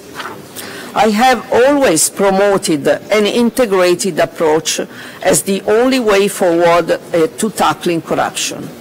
This means that the laws should be focused not only on repressive measures but also preventive ones.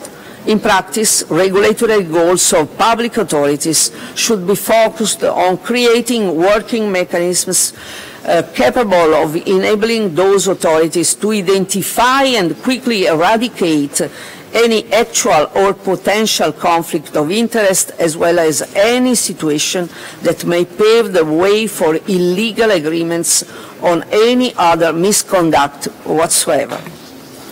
Only by guaranteeing a higher standard in terms of good governance, transparency and rule of law, we will maximize the integrity of public authorities and therefore foster the active participation of civil society into social and economic development process.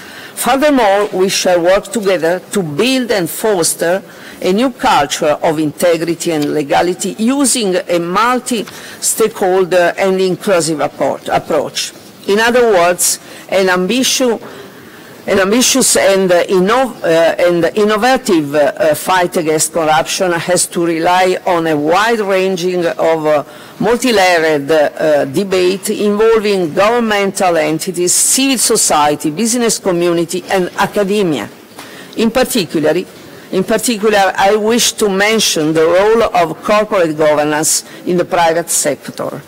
In recent years, private companies have performed a commendable task in the transnational dissemination of best practice. Private self-regulation, moreover, has played a central role in spreading the culture of compliance as an indispensable mechanism for the prevention of illicit phenomena within complex organizations. In this regard, multilateral and international initiatives like the Open Government Partnership, which aims at promoting greater collaboration between governments, citizens and the civil society by taking advantage of digital platforms, are noteworthy.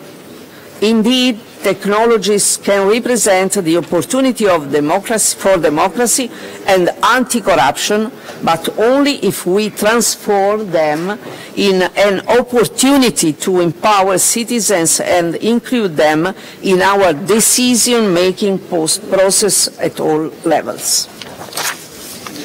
I also wish to, when talking about multilateral efforts, I believe that both ministerial documents adopted at the last Ministerial Council in Milan in the framework of the economic and environmental dimension represent a step forward also in the fight against corruption.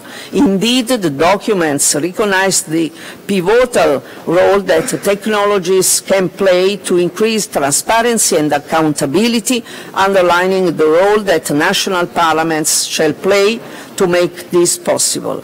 By updating the national legislations, parliamentarians possess the suitable means needed to eradicate those dynamics which are the basis of the corruption phenomenon.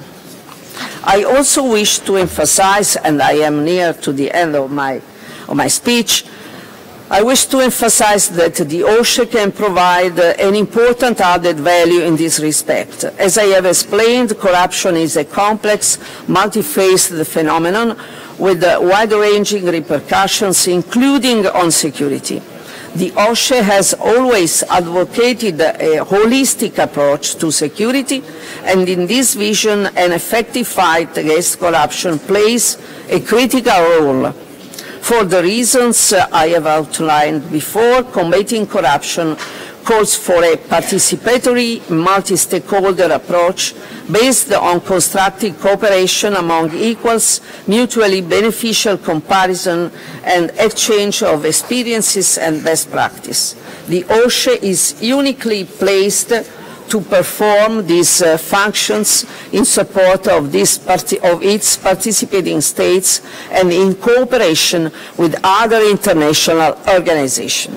In conclusion, in my capacity as a special representative for the Slovak chairperson in office on combating corruption, I wish to recall that I am here to support participating states as well as OSCE structures and institutions to build upon what we have already achieved while looking at further common efforts in light of the Ministerial Conference in Bratislava and the annual meeting of the OSCE Parliamentary Assembly. In this regard, I would also like to thank the coordinator for OSCE Economic and Environmental Activities, Ambassador Vuk-Džugić, and his valuable team for all their support and assistance. Distinguished delegates, parliamentarians and colleagues, I thank you very much for your attention and look forward to a fruitful collaboration throughout 2019. Thank you. Dr. Severino, may I thank you on behalf of the Assembly for your very full and interesting address. I'm sure that you will understand that given time limitations under which we operate, many questions may well arise out of your interesting presentation, but I'm afraid we now must move on to our general debate. At the beginning of this session, I believe the President indicated that speaking time would be limited to 2 minutes. I must say, advise the Assembly that that has had to be reduced to 1.5 minutes, and I may have to reduce it to a minute, depending on the progress that we make. I would appeal to all speakers to keep to the time limit, ensure that their interventions are related to the items on the agenda. The speakers list, as you know, is already closed. The first speaker will be Ms. Irina Gashint from the Russian Federation, will be followed by Mr. Ozturk from the Black Sea Association. Your cooperation, ladies and gentlemen, will be very much appreciated. The time limit is 1.5 minutes, as we must finish on time. Thank you. Madam Gashint, the Russian Federation. Спасибо. Как представляется нам, российским парламентариям, в целях деэскалации военно-политической ситуации в Европе необходим профессиональный разговор с партнерами по ОБСЕ, который позволит четко сформулировать общие цели и задачи на основе учета интересов всех сторон, в том числе на уровне военных экспертов. Дальнейшее ухудшение ситуации в сфере европейской безопасности и глубокие коренные расхождения в подходах отдельных государств, безусловно, снижают повышают эффективность взаимодействия. Но в то же время эта площадка представляет весьма широкие возможности для учета национальных обеспокоенностей, развития контактов по всем вопросам, в том числе и по военной линии. Напомню, что между Россией и Евросоюзом существовали официально одобренные дорожные карты по формированию 4 общих пространств – от экономики и правосудия до науки и образования. Они сейчас практически забыты, хотя согласованы они были на высшем уровне. В то время как европейцы дали себя втянуть в бессмысленное противоборство с Россией, неся многомиллиардные убытки от санкционных установок, мир продолжает стремительно меняться. В практическом плане ЕС больше не обладает монополией на региональную интеграционную повестку. Убеждена, что продвижение различных интеграционных проектов не должно сопровождаться конфронтацией и соперничеством. Спасибо за внимание. Thank you very much indeed. I will now call Mr. Öztürk from the Black Sea Association, who will be followed by Mrs. Ostrakova from Ukraine. Mr. Öztürk.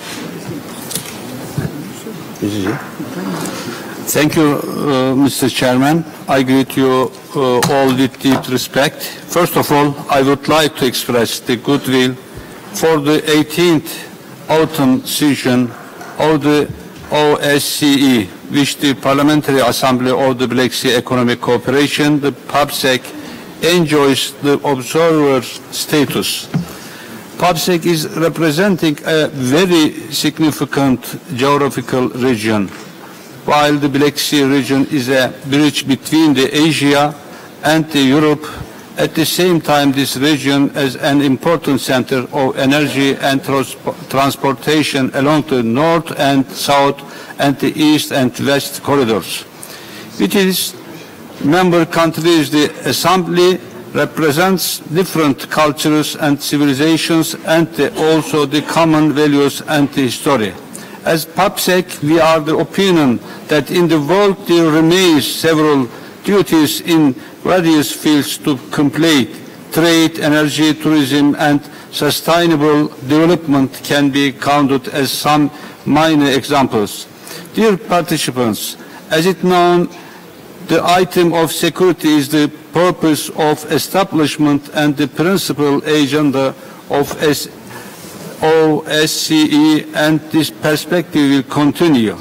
With this occasion, I would like to brief some issues concerning the terrorist activities which rages the entire world. Terrorism is not a new issue for the world. Terrorism is both a challenge of the security of the states and also is a source of fear of the ordinary citizens. Therefore, let's combat in all directions with terrorism and with these terrorist organizations without separating the PKK, the Daesh and the FETÖ. Let's fight with these terrorist organizations. The PABSEC, we would like to convert. Would you please draw your remarks to a conclusion? All with respect and charity. Thank you for your attention. Thank you very much. Can I now call Ms. Ostrakova from Ukraine, who will be followed by Mr. Serbu from Moldova. Dear Chair, distinguished colleagues, I would like to focus the attention of fellow members of the Assembly on a project that bears significant negative consequences for security in Europe. The project in question is Nord Stream 2. For years, Ukraine has established itself as a reliable transit country of Russian gas to Europe. In the last 5 years of Russian aggression against Ukraine, the country fully delivers the supplies to Europe. We have capacity to deliver more. Nord Stream 2 is a political, not a commercial project. It is one of Kremlin's hybrid instruments for establishing its domination over neighboring countries and over the whole Europe.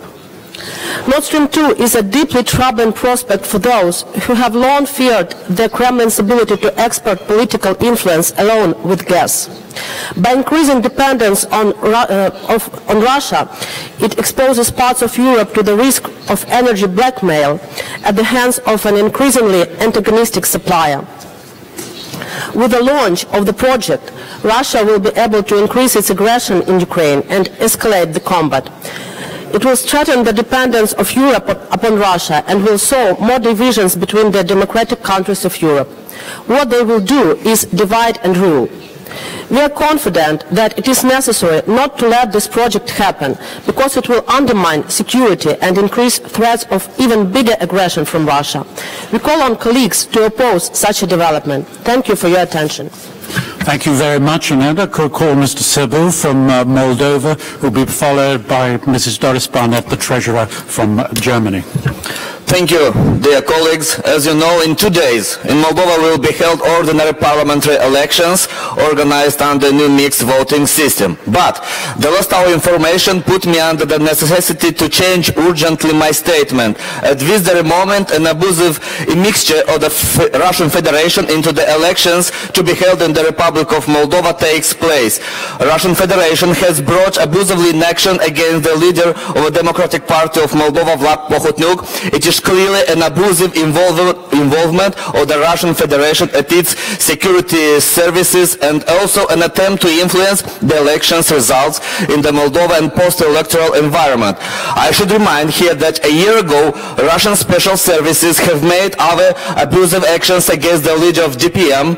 They tried to limit his movement abroad. The Interpol has qualified all those actions as political harassment from Russia's side and has rejected them.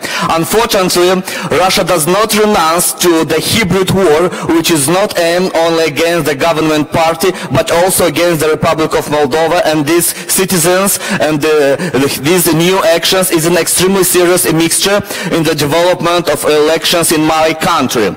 It is important to discourage such a behavior and appeal to the international institution and election observers to condemn the Russian Federation involvement into the elections in Moldova. At the same time, we call upon Russian Federation to stop immediately its illegal mixture into the internal affairs of our country and parliamentary elections to be held in Moldova. Dear colleagues, the electoral campaign provided in my country have the opportunity to 15 political parties and 320 candidates on single-member constituencies to present their political platforms and to engage directly with Moldovan citizens. While political stakeholders remain divided on either political or geopolitical grounds, the future of Moldovan democracy is at stake. I conclude, please, it's very important for the future of my country. Please, 30 seconds. I would like to thank the OSCE and OSCE Parliamentary Assembly for their positive response to the Moldovan authorities' invitation to deploy an election observation mission to our country. Dear colleagues, some of you will participate in the observation mission on the election day and will be able to assess the qualitative improvements of the electoral process. At the same time, we should bear in mind the importance of post-electoral environment, particularly that Moldova, along with its immediate neighbor Ukraine, is under direct and indirect pressure of Russian Federation, which will use every opportunity to destabilize the internal situation and provoke insecurity with a large impact on the overall security environment on the OSCE area. To conclude, I would like to reconfirm the commitment and attachment of Moldova authorities to the full respect of international norms and standards on holding democratic, free elections. Thank you. Thank you. Can I point out that everybody who exceeds the time limit will mean that some people at the end of the speakers list may not be called because time is not extendable. Mrs. Barnett, please, from Germany, and then Mrs. Muradova from Azerbaijan. Mrs. Vielen Barnett. Dank, Herr Präsident, liebe Kollegen. Es wird viel über Vertrauen und Deeskalation gesprochen. Aber wer kann denn das machen? Hier möchte ich besonders an die Länder appellieren, die Stärkeren sind, dass sie, wenn sie nachgeben, dass das für sie keine Schwäche ist. Im Gegenteil, sie können dann der große Gewinner sein, weil sie es dann auch in der Hand haben, endlich dafür zu sorgen, dass man in Frieden und wieder als gute Nachbarn zusammenleben kann. Bei der Gelegenheit möchte ich darauf hinweisen, dass wir letztes Jahr in Bischkek auch die OSZE-Akademie besucht haben. Das hätten vielleicht ein paar mehr Kolleginnen und Kollegen machen können. Da hätten sie nämlich gemerkt, bemerkt, dass junge Menschen aus den verschiedenen, zum Teil verfeindeten Ländern hier wunderbar zusammen lernen, zusammen Verständnis aufbringen und sich kennenlernen und auch die Probleme gegenseitig kennen und verstehen lernen. Vielleicht brauchen wir mehr solcher Projekte. Wir haben in Deutschland das deutsch-französische Jugendwerk, das deutsch-polnische Jugendwerk, einfach um auch mal über Grenzen hinweg zu denken. Vielleicht wäre es auch an der Zeit, mal über ein OSZE-Jugendwerk nachzudenken, wo eben nicht die Alten, die immer den Krach miteinander haben, zusammenfinden, sondern auch die Jungen, um deren Zukunft es hier geht und für die wir ja angeblich Politik machen. Vielen Dank. Thank you very much, Mrs. Barnett. Now, Ms. Muradova from Azerbaijan, to be followed by Mrs. Ruta Milioti from Lithuania. Спасибо, уважаемый председатель. После Берлинской сессии начались два важных процесса, направленных на укрепление работы Ассамблеи. Первое – это предложенное реформирование нашей рабочей практики, а второе – разработка четких руководящих принципов по наблюдению за выборами. По принятию этих решений ожидается, что будет внесена ясность в ряд ключевых вопросов. Мы приветствуем решимость руководства парламентской ассамблеи продолжать устранять имеющие место нарушения обязательств ОБСЕ, вытекающих из оккупации чужой территории и военного вмешательства во внутренние дела соседних стран. Это прослеживалось в теме затяжные конфликты. Сила каждой организации соизмеряется не только кругом охватываемых вопросов, полномочиями и духом принятых решений, а еще и практической имплементацией этих документов. Но независимо от нашего желания и намерения по претворению в жизнь принятых нами решений, мы имеем определенные рамки для действий. Это и есть контур нашей деятельности. Но жизнь и все вносит свои коррективы. И мы хотим внести изменения для улучшения нашей деятельности и претворения в жизнь наших решений. Мы должны стараться, чтобы принятые нами решения выполнялись, но и в то же время соблюдались бы рамки, отраженные в правилах процедуры парламентской ассамблеи и соответствующих документах и решениях. Дорогие друзья, нам сегодня вместе с вами предстоит найти и использовать эту золотую середину. Спасибо большое. Thank you very much indeed. I now call Mrs. Milioti from Lithuania, who will be followed by Mr. Theophylaktos from Greece. Thank you, Mr. Chair. Dear ladies and gentlemen, I want to share my concern about recent reports concerning a renewed wave of persecution of LGBTI community in Chechnya. These reports indicate that in recent weeks, at least 40 LGBTI individuals have been detained. It has also been reported that 2 individuals have died as a result of torture. Over the past 2 years, persecution of the LGBTI community in Chechnya has repeatedly surfaced as an issue of significant international concern. International community must call on the Russian authorities to take urgent action in response to this latest wave of reported violations of the human rights of the LGBTI persons in Chechnya and take actions in implementation of recommendations provided by the OSCE Moscow Mechanism Rapporteur and the United Nations Committee Against Torture. All persons who have been detained based on their sexual orientation or gender identity and who currently remain in custody should be released immediately. There should be also a swift, thorough, and impartial investigation into the alleged persecution, arrested and torture of LGBTI persons and any deaths that has resulted. Those who have directed and carried out these acts must be held responsible. This issue must be properly addressed in the OSCE Parliamentary Assembly with a possible appointment of the OSCE-PA Special Rapporteur on this issue. Thank you. Thank you very much. I now call Mr. Theophylaktos from Greece, who will be followed by Ms. Stefano Miladinovic from Serbia. Thank you, Chair.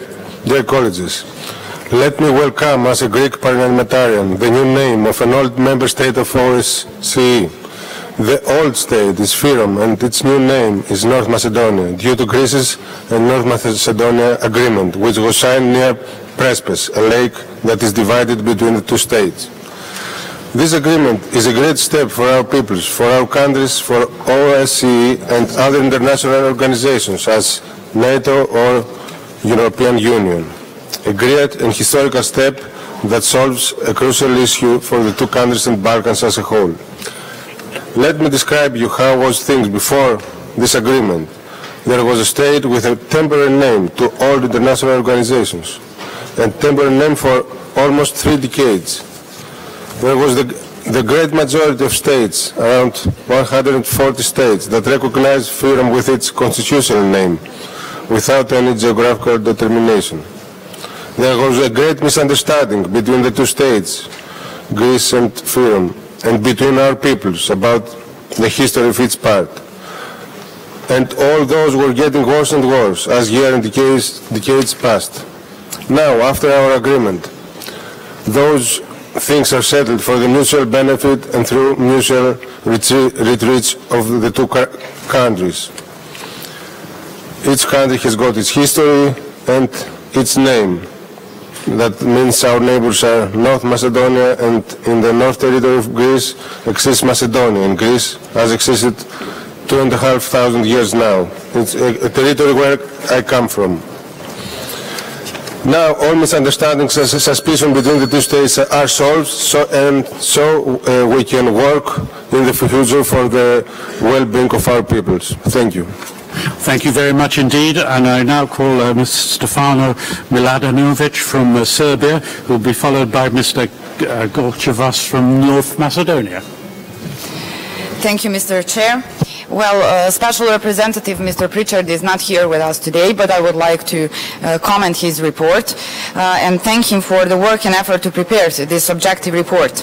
And briefly, I would like to point out some of the conclusions drawn, in particular the conclusion that the regional cooperation is vital for Southeast Europe, and the dialogue between Belgrade and Pristina plays a key role in this regard. Dialogue with Pristina, which we started in 2012 with the mediation of the EU, should lead to the sustainable solution which will contribute to the stability of this region. The result of these, for Serbia, difficult negotiation with Pristina was the signing of the Bristol Agreement, which only Belgrade honored. The result, establishment of community of the Serb municipalities, which the most important part of the Brussels Agreement, hasn't been formed after more than 5 years. On the contrary, over the past few months, Pristina has made numerous steps that raise tension in the region.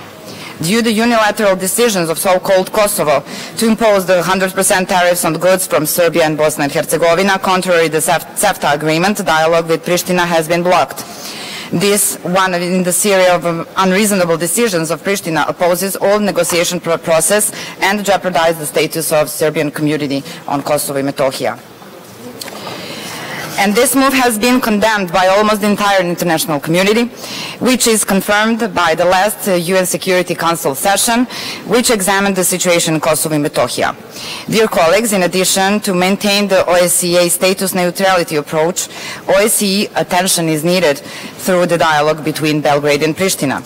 I want to underline that the Republic of Serbia believes that the problems should be resolved with dialogue only, while respecting the principle of international law, and we expect international players to influence the withdrawal of the taxes. Thank you. Thank you very much indeed. Mr. Gorbachev from North Macedonia, who will be followed by Mr. Azzopardi from Malta. Excuse me. Thank you, Mr. Chairman. My name is Vladimir Gorchev. I'm coming from Macedonia, and I would like to stress several things that are happening in my country. As previous speakers have mentioned some of the developments, I would like to add a couple of the internal developments in the country. We have huge economic problems. Right now we are the worst economic performer in Europe, and we have unprecedented immigration from the country. So people are leaving the country like never before. On top of that, right now, today, in the Macedonian parliament, we have a discussion where there is a lifting of immunity discussion for the former speaker, and the charges are terrorism. The charges on terrorism should not be overused and misused in the political process. And on top of that, we have a situation where just yesterday, two of the former government officials were literally beaten in prison. So in that regard, the violence in prison should stop. At the same time, we should not have a situation where the government and the judicial authorities are misusing their power for political persecution. Just as at the end, I would kindly ask you for robust election observation mission of the OSCE with zero tolerance for the vote fraud. Thank you. Thank you very much indeed. Now Mr. Azzopardi from Malta, who will be followed by Mr. Danielian from Armenia. Thank you, Mr. Chair. Human rights exist to protect people from government abuse of democratic principles. These rights are fundamental, and they define boundaries to safeguard rightful obligations for how a state must act.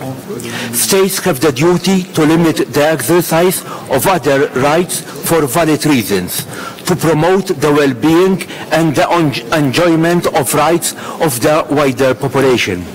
But it is of paramount importance that rights are only restricted to the extent that it is absolutely necessary, with conditions expressly stated in the national or international legislation. Governments must refrain from taking measures which are overly paternalistic or suppressive, ultimately aiming not to benefit national security, but public order, crime prevention or public health, but only serving to perpetuate the government's own aims, agendas and tenures. The rise of populism in Europe poses a dangerous threat to human rights.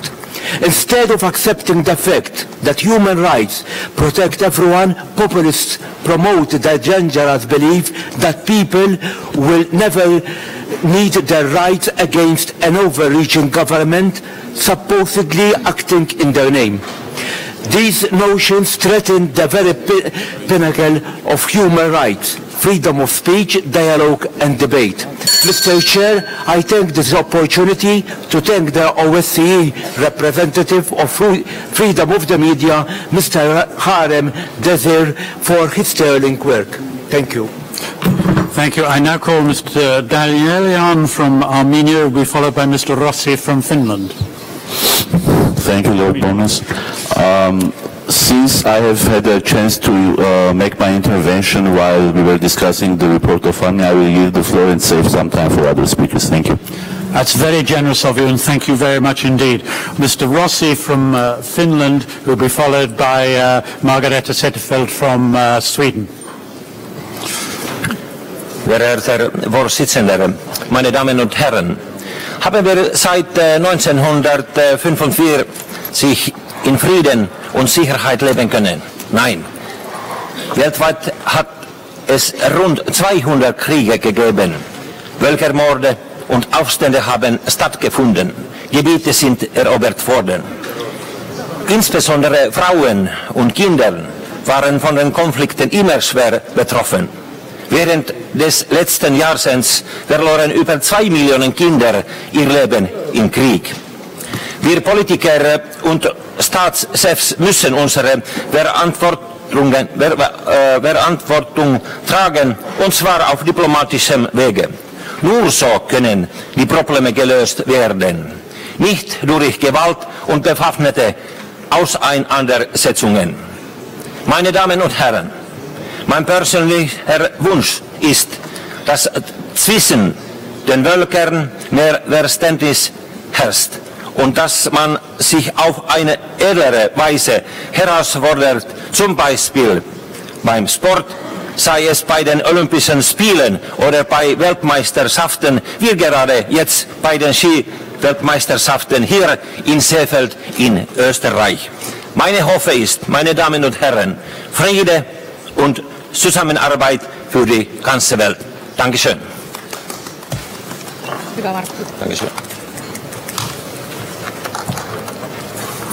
Much indeed, and now I call Mrs. Margareta Cederfeld from Sweden, who will be followed by Mr. Media from Albania. Thank you, Mr. Chair. Dear colleagues, parliamentarians, as we strive to build strong, stable and well-governed democracies in the OSCE region, eliminating corruption remains a cornerstone. For the individual, corruption is an obstacle in everyday life and a tangible proof of flaws in the way society is governed, undermining trust in institutions and politics. As members of parliament, we have an opportunity and obligation to promote transparency and fairness. Corruption is entwined with other issues in the OSCE agenda, such as organized crime, economic development, security, democratic governance, and the rule of law. Therefore, combating corruption must be a part of our work in all these fields. This includes supporting journalists who fearlessly work to expose corruption in the OSCE region. As one of the most respected international organizations, it is also crucial for the OSCE PA to make sure our own work and legitimacy are never compromised by corruption. We, along with other established international institutions, need to continuously act to prevent corruption from soiling our institution. Mr. Chairman, corruption must remain a top priority for the OSCE PA. We cannot settle with the efforts already made. We have to stay on the forefront in the struggle against corruption. And by the way, I also would like to end with the suggestion from the Lithuanian lady. I think it's very important that OSCE PA follow up the LGBT situation in Chechnya, and the suggested special rapporteur on this issue is very important. Thank you, Mr. Chair. Thank you very much. I now call Mr. Fatmir Mediu from Albania, be followed by Mr. Avci from Turkey. Thank you, Mr. Chairman. As was mentioned yesterday, the Albanians are in protest, more than 100,000 people almost every day. What for? First, they are asking for free and fair election, and I think this assembly stands for free and fair election. Second, they are asking for fight against organized crime, corruption, and collusion of the government with the crime to maintain the power, and I think this assembly stands for that. Third, they are asking for respect of the Constitution, independent judiciary, and Albania has been without constitutional court for 2 years and also without Supreme Court for almost 2 years. I'm here with German friends and American friends, and if someone will play with the constitutional court in Germany, we'll ring a strong bell. If the Supreme Court in America is not going to work, it's going to be a big alarm in the United States. And I don't think it should be different in Albania. Also, they stand for against massive immigration. They're asking for interim government to prepare everything for free and fair election. Last point, I was happy to hear yesterday from Minister Lajčák about dialogue between Serbia and Kosovo. He says that change of the borders is not a solution. In my belief, the game with land swamp, change of the borders is going to bring back the conflicts in the Balkans, is going to waken up the dormant conflicts, and God knows what is going to happen next. Thank you. Thank you very much indeed. I call Mr. Avci from Turkey, will be followed by Lord Doves from the United Kingdom. Thank you, Mr. Chairman. Regarding the allegations distinguished U.S. colleague yesterday in the third committee, I would like to clarify the issue related to a former employee of the United States Consulate in Istanbul. On the first day of this month, the criminal court in Istanbul accepted the indictment against Metin Topuz. The indictment charges him of espionage and attempting to overthrow the selected Turkish government. Also, it suggests that he had connections to key fugitive FETÖ suspects. The indictment strikingly includes defendant's confessions about his FETÖ link. FETÖ and its US-based leader, Fethullah Gülen, orchestrated the defeated coup of July 15, 2016, which left 251 people martyred. The July 15 coup attempt was the bloodiest chapter of a long-running veto campaign to overthrow the democratically elected government. The first hearing of the trial will be held on March 26. We recommend our allies to respect Turkish judicial system. Decision from the independent court will be given on the basis of fair trial and argument of lawful evidence. This is how law-abiding systems work, and Turkey is unquestionably one of them. Thank you. Thank you very much indeed. I now call Lord Dubs from the United Kingdom, who will be followed by Sergei Vysotsky from Ukraine. Thank you, Chair. I speak as a member of the Migration Committee, and I'd like to congratulate the Chair and Secretary for the excellent work they have been doing, particularly with reference to unaccompanied child refugees. I visited Lesbos recently on the Greek islands, and the conditions in the camps there are pretty appalling, particularly as vulnerable children are being sexually abused on those camps. I don't actually blame the Greek authorities. I think they need help from other countries. They can't bear all the responsibility themselves, and other countries in Europe should step in to help. Indeed, my main plea is that I think we should move to developing a Europe-wide sense of refugee policy. I think all European countries should accept their responsibilities, and we should move to that. And if you're not accepting your responsibilities, you know who I'm talking about. I'd also like to say that at the moment Turkey, Lebanon and Jordan are bearing a large number of refugees, and we should thank them for the support they're giving to vulnerable people. Finally, can I say this?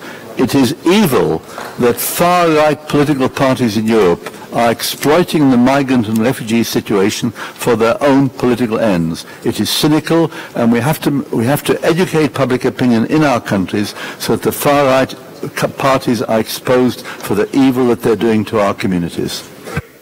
Thank you very much. I'm now going to call Sergei Vysotsky from Ukraine, who will be followed by Mr. Hasanov from Azerbaijan. Thank you, Lord Bournemouth. Thank you for your time, for your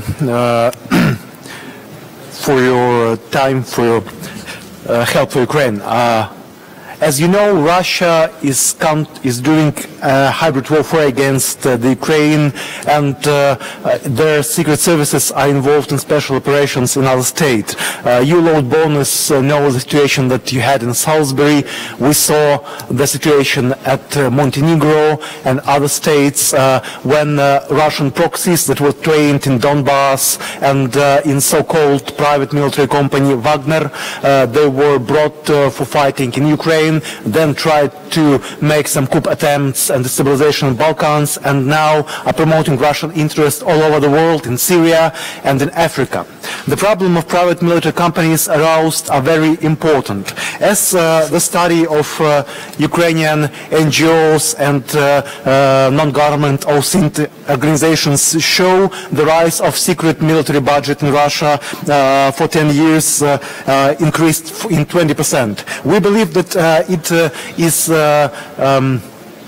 depicting the practice of using the PMC to cover up full-scale armies that ideally fits even the Soviet military doctrine. We encourage all participant states to find the solution for the Russian hybrid involvement and for Russian hybrid warfare from the Wagner company and other private military companies, and call for sanctions and additional sanctions for such kind of activities. Thank you. Thank you very much. I'm now going to call Mr. Hasanov from Azerbaijan, who will be followed by Mr. Georgios Varaminos from Greece. Thank you very much. Dear colleagues, currently migrants in OCC area is an issue which must be addressed as soon as possible. Migrants and ethnic communities are people who left their homeland due to the different reasons: military conflict, social or economic instability. Unfortunately, the outbreak of conflicts across the Middle East and North Africa caused an uncontrolled flow of migrants. Europe is not ready for a prompt reception and effective integration of millions of migrants. As a result, refugee camps and detention centers have sprung up in some European countries. We have to admit that refugee camps and detention centers in European countries are the risk zone as social and economic problems cause disparity among migrants. These circumstances turn the newcomers into some kind of breeding ground for radicals. We can often see the examples of extremist propaganda. The internet and social media sometimes play a role of platform for inciting nationalist and extremist sentiments. In short, the all necessary steps to integrate migrants must be undertaken. Otherwise, these people will be a soft target for radical propaganda. At the same time, European countries need to actively cooperate with countries from where the flow of refugees occurs. Intergovernmental cooperation can help to resolve this issue. And now we need to make a proposal on mechanism for resolving the migrant crisis. Thank you very much for your attention. Thank you. I now call Mr. Varaminas from Greece to be followed by Mr. Uriket Khan from Armenia. And I apologize if I didn't get that pronunciation correctly. Mr. Varaminas. Dear colleagues, we are experiencing a crucial transition and fluid situation. In this framework, maybe the only big good news came from Balkans. It is the agreement between Greece and our neighboring country of North Macedonia, which ends up the long-term counterproductive and stalemate dispute. A short time before, no one believed that such an political exercise was possible. And because opposite of that titanic political effort, where it still are the populistic and nationalistic powers in both sides of borders. These powers, it is an apotheosis of absurdism that these powers cries for betrayal. Yes, that there is a betrayal of the logic, an extremistic paranoia embraced with the populist opportunists who are looking for fishing votes in the muddy waters of extremistic nationalism. But I deeply believe that the history awards the courageous. I don't know if Tsipras or Zaev will receive the Nobel Award for Peace.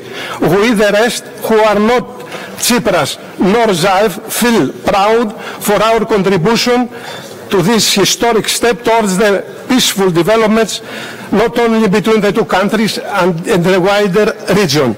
And last but not least, please, the guide who spoke before, the gentleman who spoke before from Northern Macedonia, must to know that when someone is speaking in one international organization, is obliged to implement an international agreement, someone to speak to him. Thank you very much. Thank you very much. Now call Mr. Urikan from Armenia, who will be followed by Mr. Onishenko from the Russian Federation. Благодарю. Уважаемые дамы и господа, я хочу затронуть вкратце вопрос экономической безопасности в одном из участков региона ОБСЕ.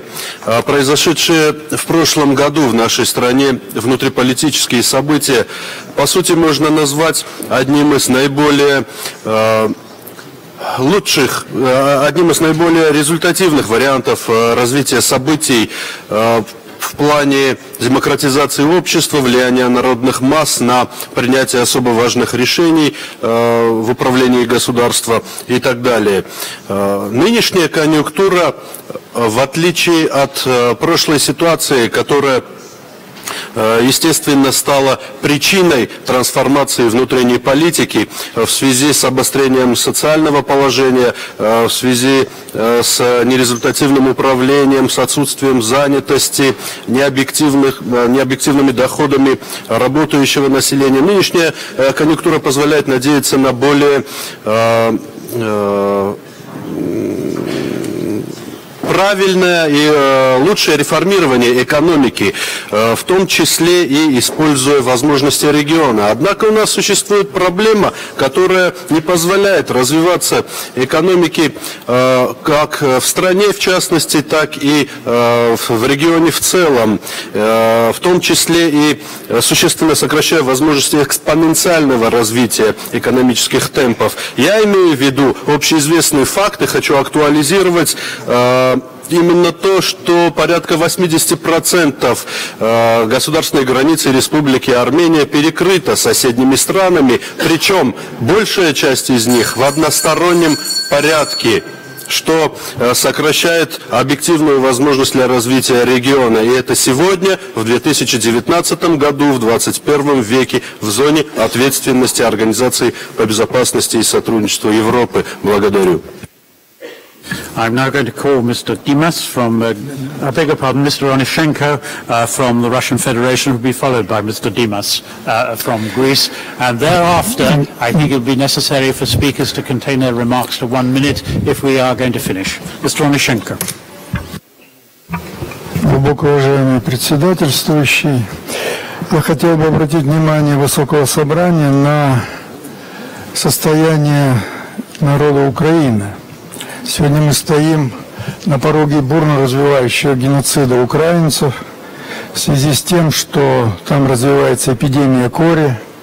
Только за январь месяц 15 тысяч больных, заболевание, которое Всемирная организация здравоохранения считает одним из самых опасных. Это больше, чем за половину года во всей Европе в 1918 году.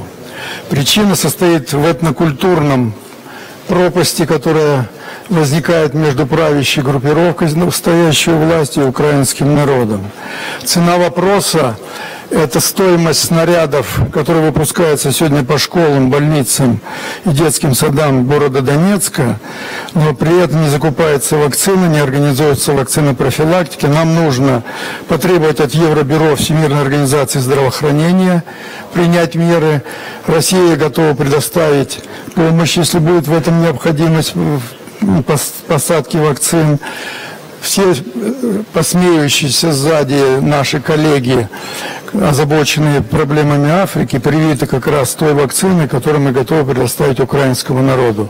Мы не можем оставить без внимания эту ситуацию. Спасибо. Thank you very much. I now call Mr. Dimas from Greece, and after him I will call Mr. Invidia from Italy. And I have to say to Mr. Invidia from Italy and subsequent speakers, please limit it to 1 minute. Thank you very much. A quick note on the Prespes agreement.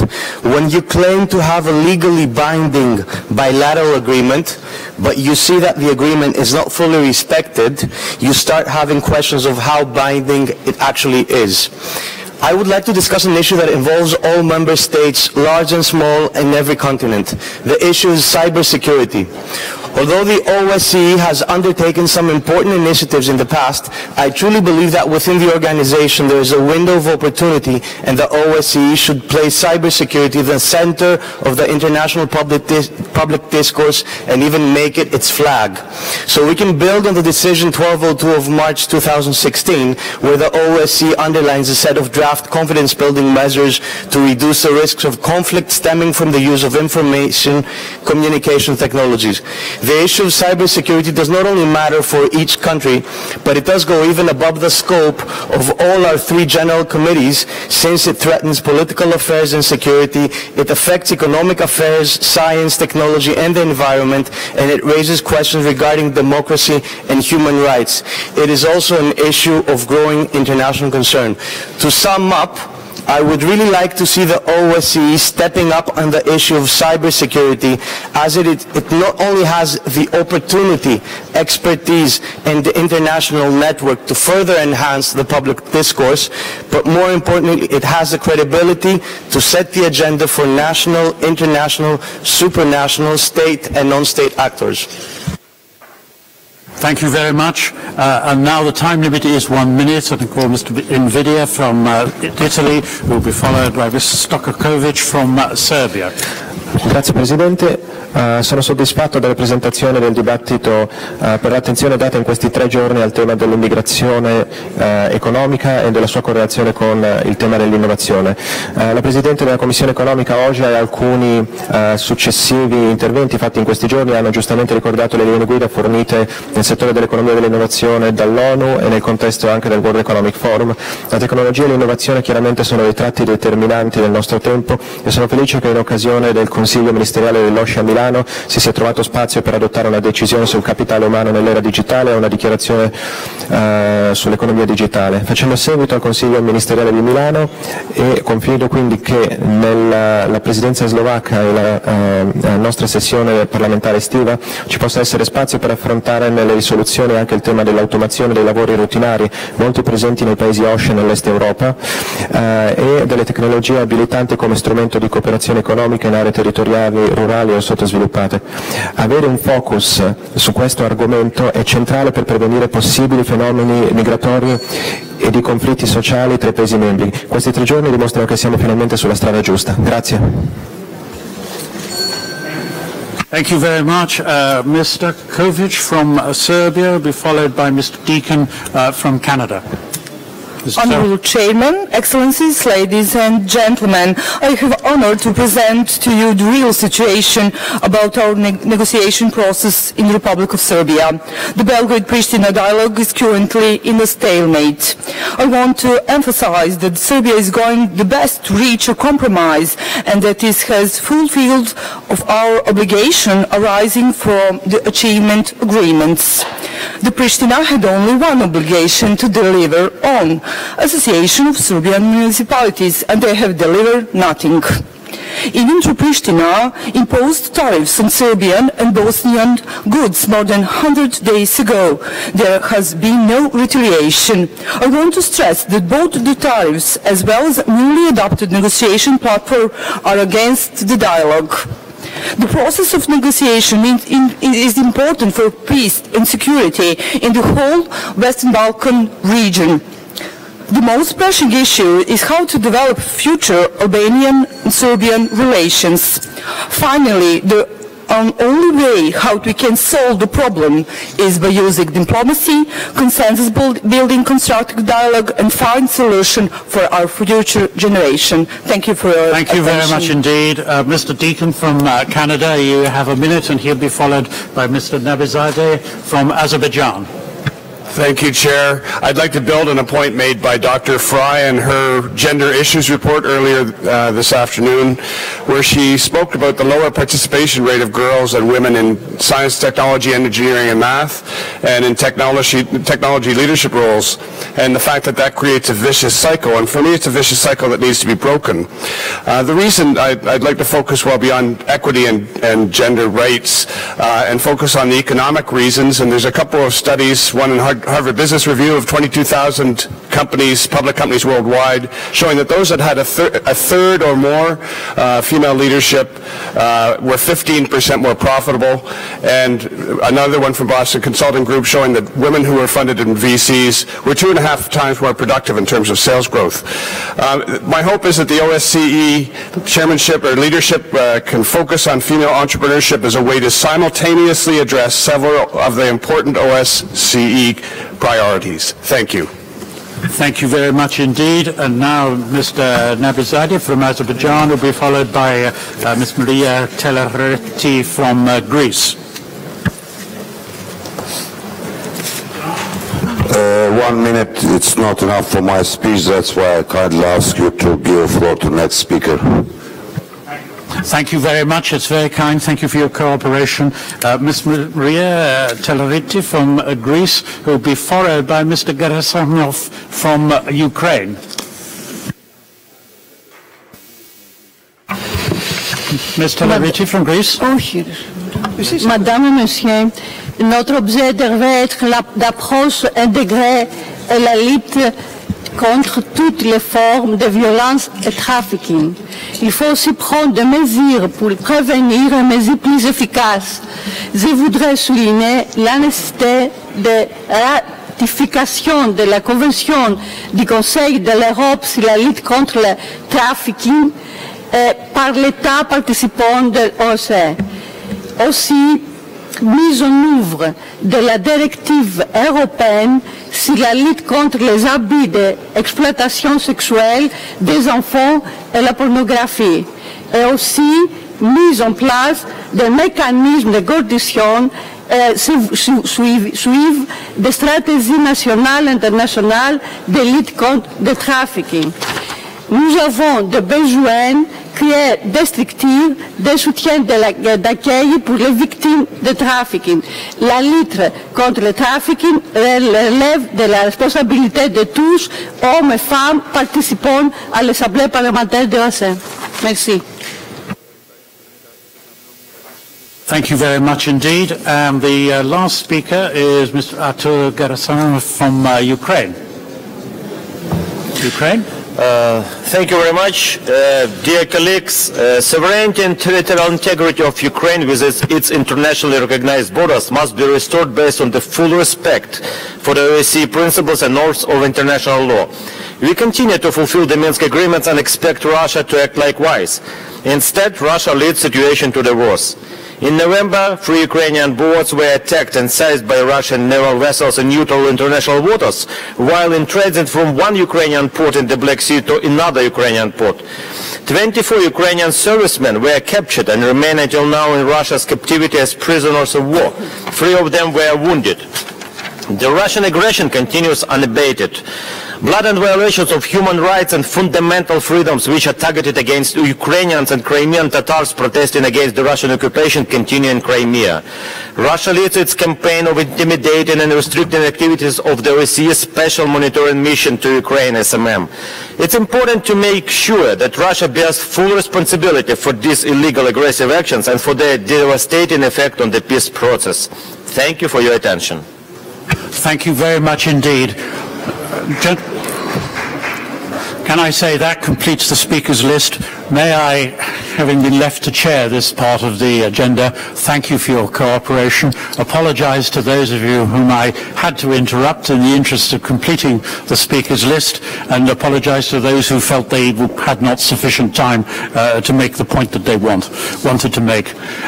On behalf of the President, who has left to go to join the monitoring mission in Moldova, can I thank all delegations for participation in the work of the Assembly over the last 2 days. Our thanks to the International Secretariat, the conference services, all our staff, and in particular to the interpreters who have had to listen to all of us making our points, and we are very grateful to them, and I hope that we perhaps would acknowledge their services.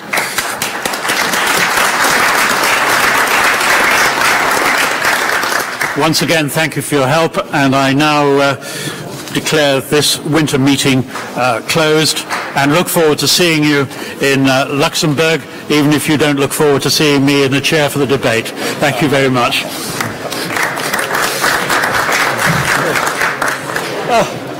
1 minute.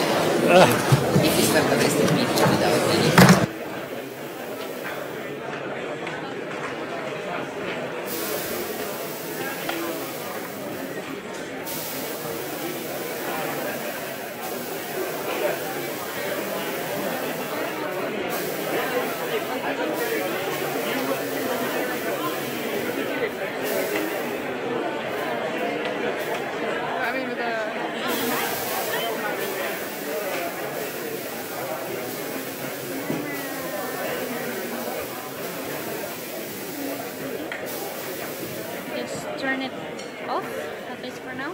Why is it blurry?